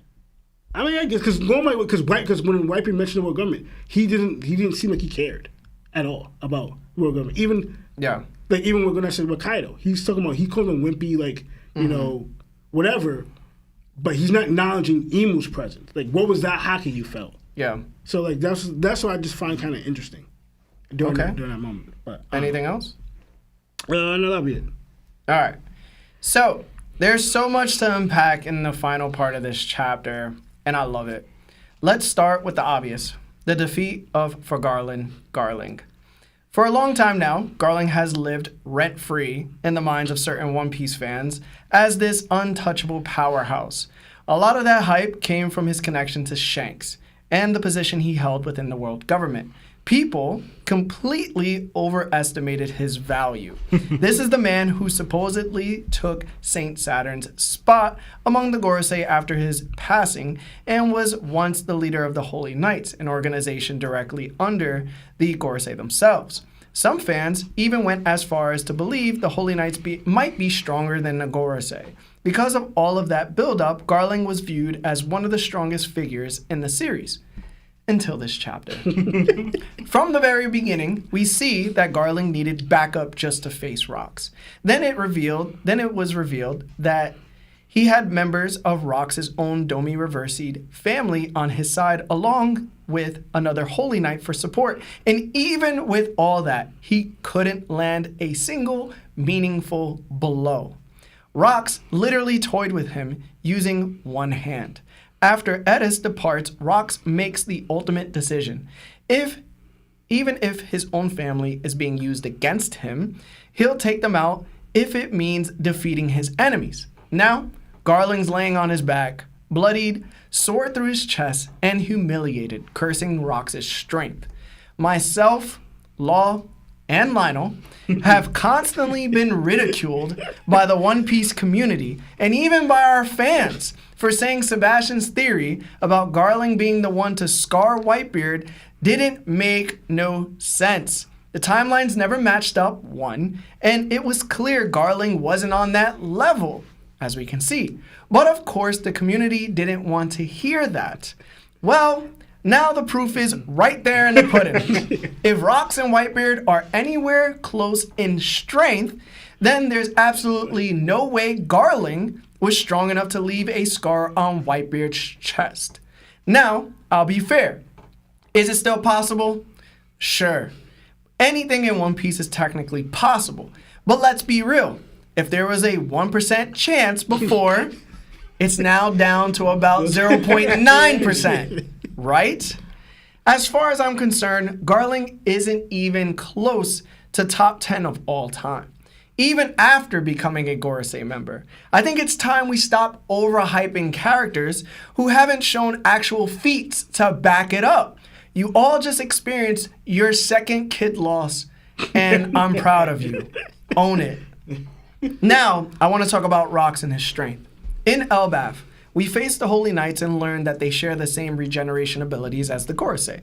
The people who fought them couldn't land any real damage until Gaban showed that it was possible, but only under certain conditions. There are two requirements to inflicting lasting harm. First, you need Conqueror's Haki, and second, you must know how to apply it in a specific way. That's how Gaban managed to wound St. Somers. Now, on God Valley, we see the Holy Knights again, alongside with people who've been Domi Reversied. Despite fighting them one-handed, Rocks proves that he constantly uses Conqueror's Haki. He doesn't even understand why these opponents seem immortal, only suspecting that it's due to someone's powers. Yet Garling himself admits that his healing slowed because of Rox's strength. This means that even without understanding the mechanics behind their regeneration, Rox was instinctively using his Conqueror's Haki in a special way. That's a true strength feat. Doing something unconsciously that others must train or learn to do deliberately. Once Rox figures out through battle that what specifically causes their recovery to slow or what can end it entirely, he capitalizes on it. His Domi Reversied family, gone. And Garling ends up with a sword stuck in his chest, unable to move. It's even possible that Rox imbued that sword with a particular form of Conqueror's Haki, rendering Garling immobile and unable to heal. This is why Rox is one of the top 3 strongest pirates of all time, or people in the show of all time. And let's not forget, when Iñaki Godot, the actor who plays Luffy in One Piece, the Netflix series, was asked who's stronger than Roger, he answered, Rox D. Zebek. Luffy himself, by the way. Oh, and Rox just cut an island in half. He might not have been using Haki for that, since when he does, his slashes turn into literal cannonballs. This one wasn't. It's remarkable how truly powerful he is. Now, I want to discuss Rox's captaincy, and Lawrence brought it up. For a long time, I was convinced that Sebastian's words about Rox and his leadership, that because Rox chose to do everything alone, and because he wasn't like Roger and his crew, that was ultimately his downfall as a pirate. And honestly, how could I argue with that? The only thing supporting my belief was the idea that since so many conquerors followed him, they must have respected him enough to call him their captain and follow his lead. But even that perspective was criticized as a flaw. We've seen what happens when someone tries to take on everything alone. Odin is a prime example. There are plenty of others too. So who was I to say Sebastian was wrong? But now, I feel relieved to say that I wasn't completely mistaken about Rox, or his crew's faith in him. Rox sizes up Emu and whatever stands before him. And this time, instead of going in alone, the honorable Whitebeard steps up beside him. Rox even gives him a way out, saying he has nothing to gain by standing with him, but Whitebeard, he don't care. He sees Rox as his captain and refuses to back down. Even Kaido, who we once thought betrayed the Rox pirates by flying away from God Valley in his dragon form, returns to fight by Rox's side just to test his new powers. This is the real monster trio. And honestly, it's one of the best panels in all of One Piece. Yeah. There's something so powerful about seeing these men so often at odds stand together. We've heard they fought constantly, and of course they did. There were 4 conquerors on that ship. It was inevitable. That's how conquerors are. They do these things. But this moment warms my heart. To see my favorite character, the man who protected his family, who chose to take on the world alone or not, standing beside people who weren't asked to fight with him, but chose to fight with him anyway. If there's any sign of the type of captain Rox was, that's it. That's the belief in him. That's the respect within him. That's ultimately what his crew felt. No matter how much they talk crap, that's Rox's legacy. Like they loved him to some degree. They respected him to some degree. This panel alone made the chapter a 10 out of 10 for me. Which brings me to my next topic, and it's Kaido. Kaido was long thought to be a brutish force of nature, a self-destructive tyrant who enslaved nations, produced biological weapons through smile fruits, and embodied the word monster. But what if his story ran deeper than we thought? Kaido joined the Rox Pirates at just 15 years old and remained with them until he was 21. Through those years of chaos and conquest, what if he began to admire Rox himself? Imagine the pivotal moment in their relationship. Rox kicking Kaido in the face after Kaido suggested using his strength to conquer Elbaf and force Herald under their flag. What if Kaido respected him for that? During this time with Whitebeard, Kaido may have also come to admire the bond between Rocks and Whitebeard, seeing in them the kind of strength, charisma, and camaraderie he longed for but could never quite reach. Then, after obtaining his devil fruit, Kaido finally believed he had the power to stand beside them. And for a while, he did, until Rocks fell. When the Great War ended and Rocks met his end, likely in glory, Kaido became obsessed with that loss. He left for Wano only to suffer defeat again, this time to a man who once served under the very pirate he admired in Whitebeard.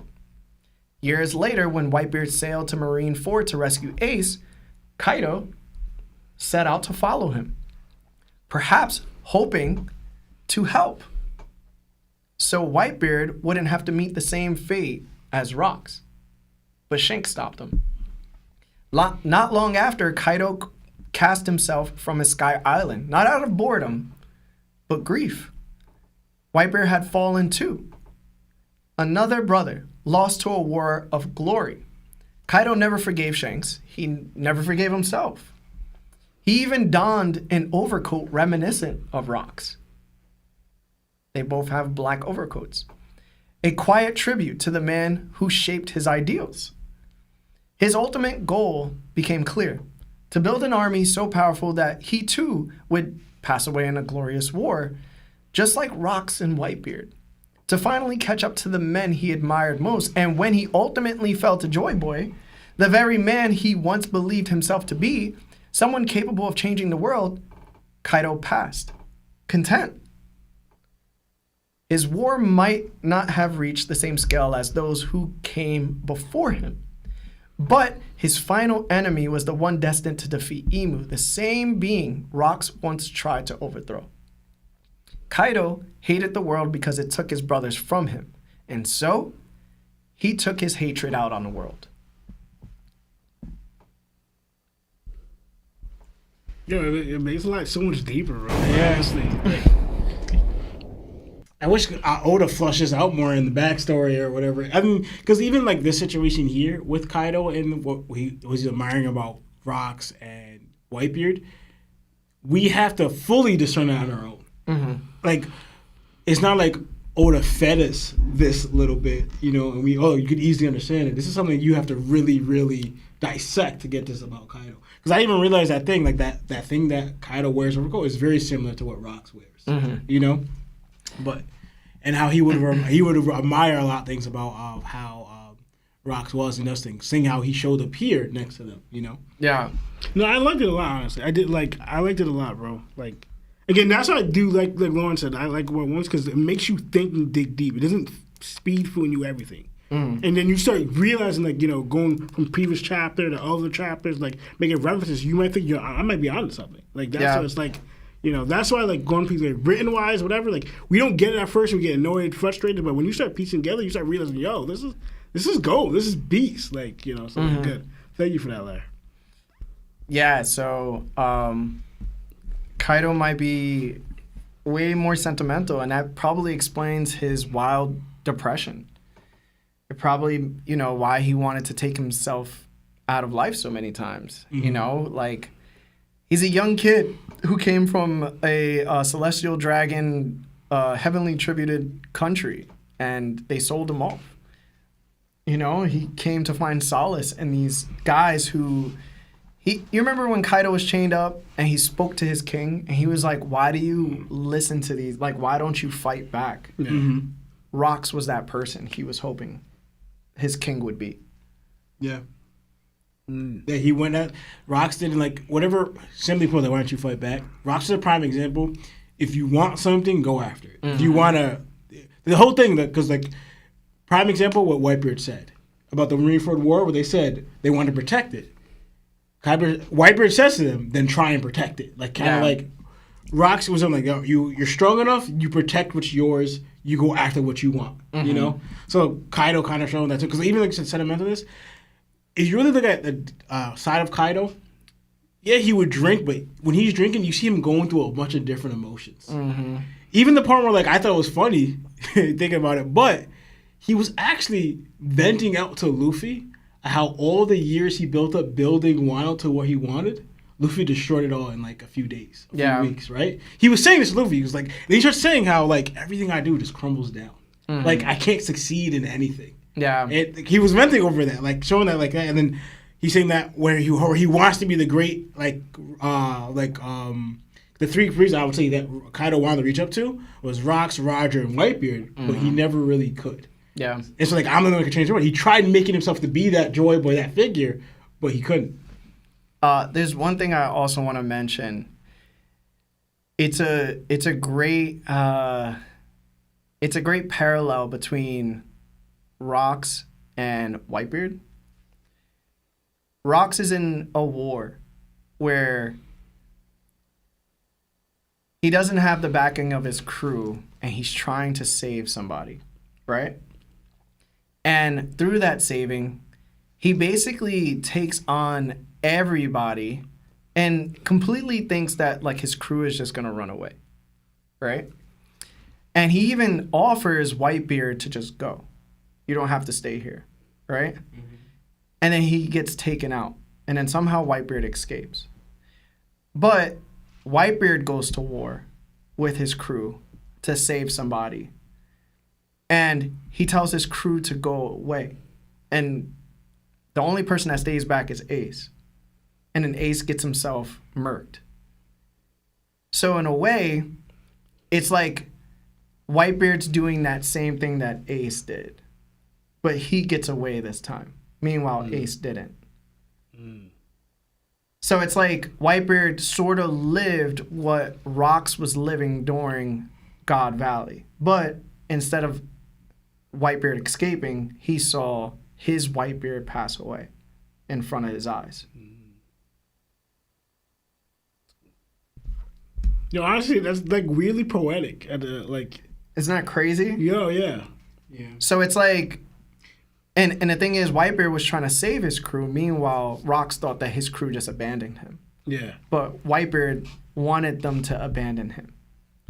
So it's like, you can always look at like Whitebeard, you could always look at Kaido, and even Big Mom to a degree, where they always emanated Rocks to some degree in their life. And I think this crew of misfits, I truly believe they cared so deeply about Rocks, and they didn't even notice it until it was too late. Because once he was gone, they lost sight of what was important. The only person that probably kept their will intact was probably Whitebeard, because he gained it through the people that joined him as a family. They never found a family after that. Kaido never got along with his daughter. Big Mom never really got along with any of her kids. You know what I'm saying? Yeah. So it's like, I know people want to downgrade Rocks in his captaincy, but like when you look at it after this is over, you're gonna see it's very quite different. Yo, you made me think of something. But I mean, it's small, but you know how pretty much it is different, and I wonder if Oda might be doing that. Pretty much how, again, it's how small it is. You know how what Nolan said, like when Roger left, he said we didn't cry, we were men, we gave a manful cheer, whatever. But in reality, we're bawling, they were crying, whatever. And it's reverse. They're saying pretty much, oh, we wouldn't die, we wouldn't cry, we don't care if Rocks dies, we wouldn't bat an eye or a tear up.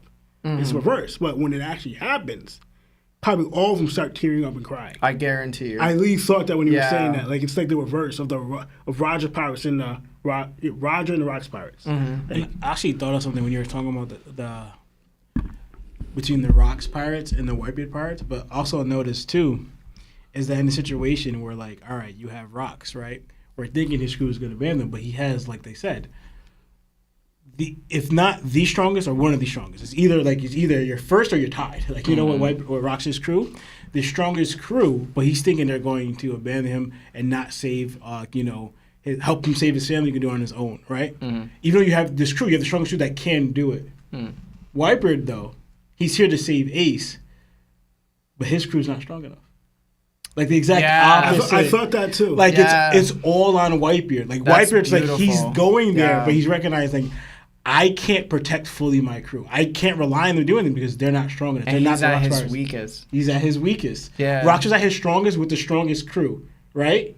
And they're able to achieve everything they wanted. It's all opposite. Yeah, Whitebeard's at his weakest, and his crew's nowhere near even like like he can't count on his crew for anything because they couldn't get anything done. And he didn't have his brothers with him. Meanwhile, Rocks did. Exactly. So it's just like what Whitebeard had to go through, seeing that, and then after that, when he finally then else to do it. That's why if you even look at it, going into like Luffy, another pirate crew, Luffy wasn't strong enough, but he was that determination. Probably I'm gonna say probably riding him at Rocks and Roger, whatever, going after to save his brother.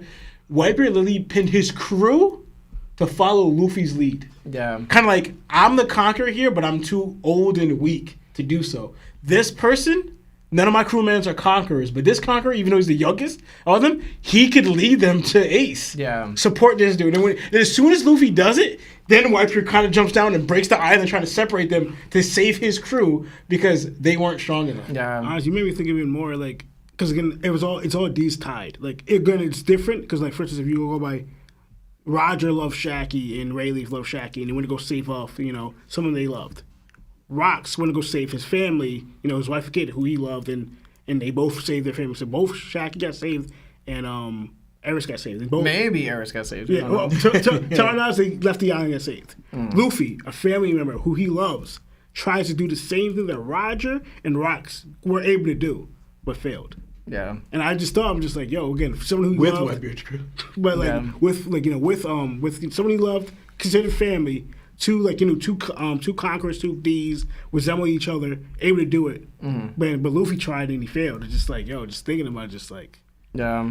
All right, guys, we gotta do these super chats Yeah. though. All right, so Rorona Noah D Zola with the Nakama status for 3 months says, "Hey guys, who is your top 10 strongest all time?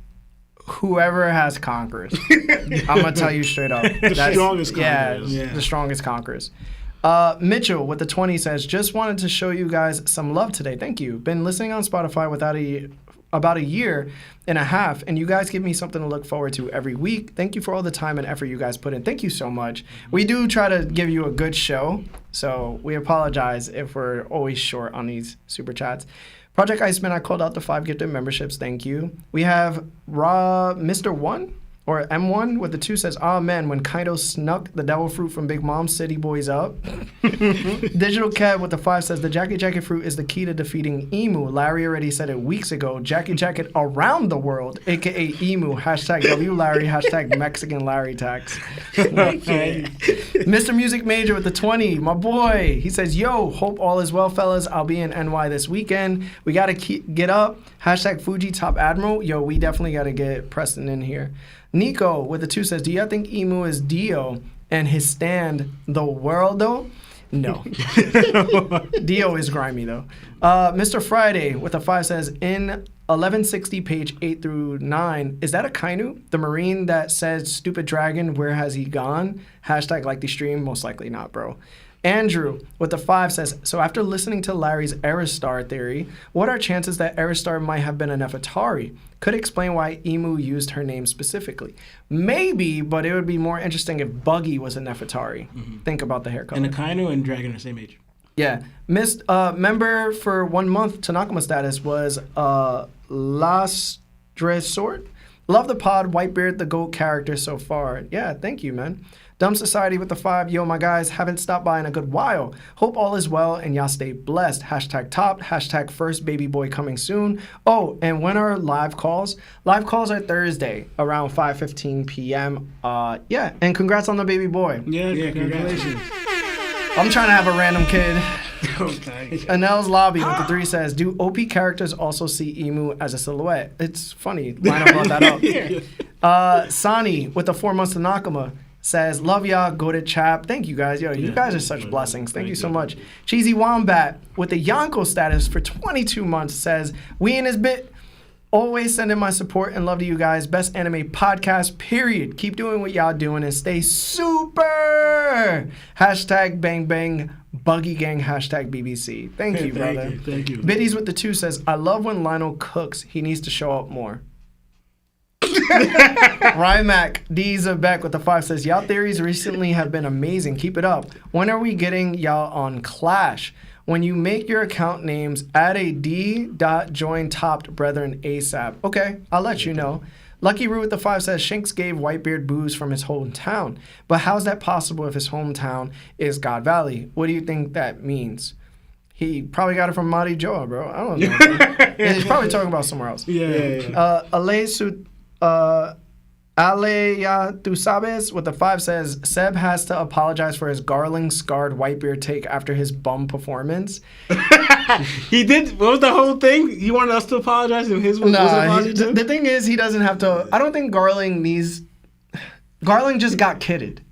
That's really it. He fought somebody that was just way superior to him. Exactly. So I can't knock Seb for that. Not saying he's not strong, just like Garage is just a different level. Yeah. Lotto Boy with the 2 says, who said this? Answer, Law. Hashtag Law likes them thick.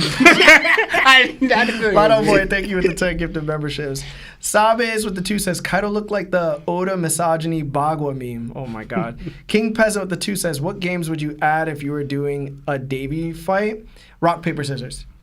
Garlic D Bread with the 2 says, Kaido, what that mouth do? Okay, bro. Joe CG, Umbro with the 2 says, I'm late, but I love y'all. Hashtag top. Hashtag Lionel here. Hashtag Seb, question mark.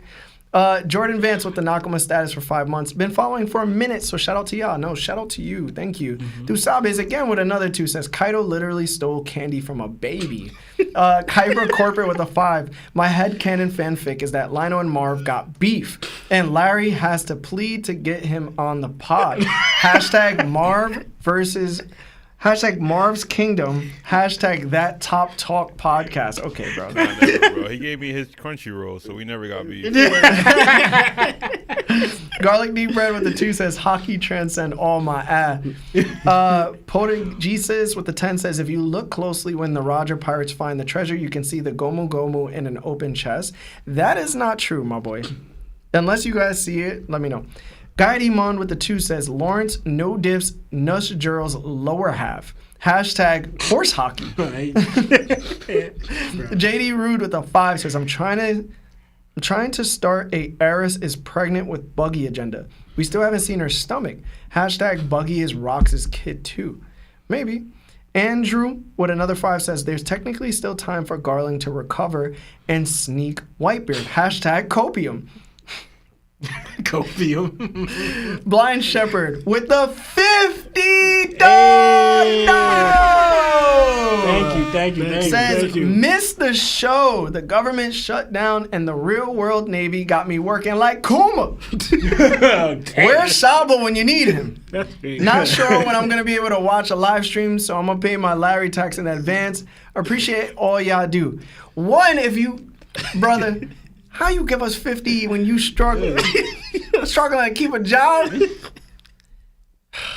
Better go on the block and make me some money. No, you better run like Kuma. No, stop.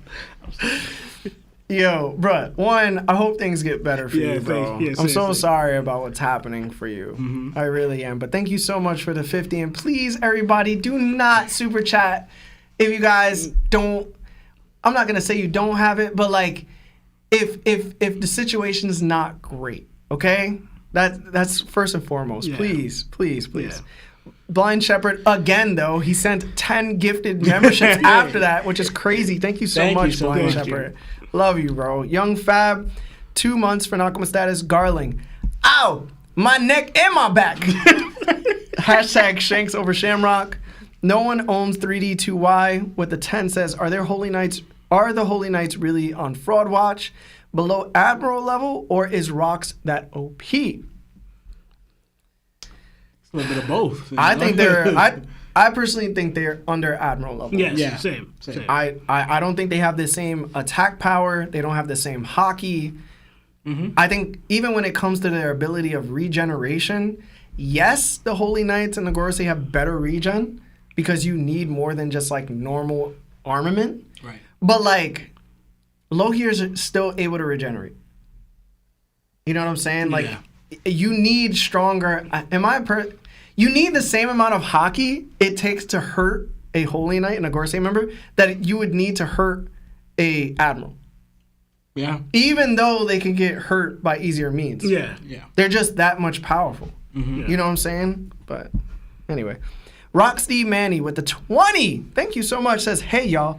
Been listening on Spotify for a little over a year now. Just started catching the live streams. I appreciate the vibes and environment y'all have created. Hashtag Larry Tax. Hashtag Advanced Conquer Coated Windshield. Thank you so much, bro. Thank you so much. I appreciate you. Thank you, too, for all our Spotify listeners. You know we mess with y'all. Wade the Asian says, I know this episode is going to be fire, just like chapter 1162. And Larry, I need that picture from my profile picture. Hashtag Derek White. Hashtag Asian Fantax. What profile picture you talking about? What you talking about? I ain't got no booty pics. All right. JD Rude with the 2 says, Emu might be able to fuse its vessels together.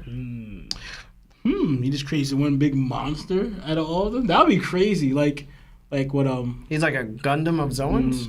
I was also thinking what's his name? Bullet. But like with I his hope we vessels. don't get a bullet situation. I thought more of like a weird version of Gecko Moria, but like different. Okay. He just That's more foreshadow. yeah. I can see that. Jada Root again with another 2 says, who is that new dude that kind of looks like Law? Lionel hasn't been gone for that Yeah, long. I'm saying I only missed one day this week. I mean this month. This month just started. like it just started, bro. What are you talking about? Maybe this guy's new or something. I don't know. JD Root? No, he be here. Yeah. How do you not know Lionel? Unless he's trolling. He's gotta be trolling. He is You gotta know trolling. Lionel. He is trolling. Yeah, he's definitely trolling. Corey Lilly with a 5. Thank you, Corey. Says, sending love. Hashtag White Watcher text. Okay, bro. Yeah, I gotta stop, bro. These are so funny, though. Yeah, but that seems to be it for the super chats. If I missed any, please let me know. For this week, we do not have any DDTs, and we do not have any call-in streams. Sebastian is on vacay, so that's going to be happening next week, just so everybody is aware. Also, if you haven't liked the stream yet, please like the stream. It helps us a lot with the YouTube algorithm. And to all of our Apple and Spotify listeners, if you can, give us 5 stars and comment. Comment below. We reply to those. And yeah, is there anything else? Because we got 3 minutes left. You guys had any other thoughts about the chat that you wanted to say? I think if I did, I lost it. You forgot it? Yeah. No. It's okay. You'll be okay.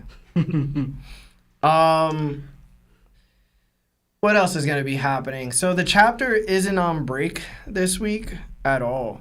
So I will be doing my chapter reaction to the official release of the chapter, okay, for all you illegals. No, I shouldn't say that. That was crazy. For all the people who view the... All right, my bad, yo. All right, this is going to get real political. For all those that read the chapter by other means, the chapter officially releases on Sundays at 11 a.m. Eastern time, okay? So we will be reacting to that. And you guys always give a healthy vibe because we be in there and it'd be sometimes like just as much as like the pod, bro. Yeah? Yeah, Okay. bro. It'd Wow. be like 700, 750 sometimes. I'm like, dang. They really The love this viewers live love reaction. it. I be wilding out. That's why. I was wilding, bro. When I saw Garling on his back, Yeah, I was Yo, good. I didn't want word. to see Larry's reaction. I was like, I said to my mom, I was like, yo, the twins must have went crazy. Yo, Because y'all be talking amongst yourself at home. Yeah, and we I was do. like, yo, I got nobody to Yo. talk to, bro. You don't understand. Me and Sebastian, like, sometimes even I'm at work, I'm having arguments with Sebastian about One Piece, and I have to walk away from my facility just to argue with him. I'm like, bro, you're gonna get me fired. Yeah, that's- so I'm like here just yelling at him. Oh, there is a break next week. I apologize. So the new chapter comes out in 13 days. okay. Yeah, so there's a break next week. Yeah. Yeah. And I was gonna say, for someone that said like said there was like false for the hockey over abilities wise. Again, We just saw hockey. Yeah, we just saw hockey. Look at Rocks. Look at Roger. Look at Garb. Look who got their legs in the air. Yeah. So you know right now, an ability wouldn't have done to Garling and all those people, but hockey did. And, So and the that's thing it. is, he took out Domi Reversi. Yeah. That was the first time we've seen somebody do that. Yeah. Other times we didn't know how somebody would overcome it. So, Exactly. And again, that's all hockey, not ability. so do y'all agree now? Like Rocks is really at that level, like I told y'all he was. I didn't always doubt said, it. yeah, we never doubted. I thought y'all doubted a little bit. No. We just believe that Roger's there too. Oh, okay. Yeah. All right. But anyway, guys, listen. We will see you next week at 6 p.m. Eastern Time. We love you so much. My name is Larry. Law. Lionel. And Sebastian. Jana. Jana. Wait for the music right there.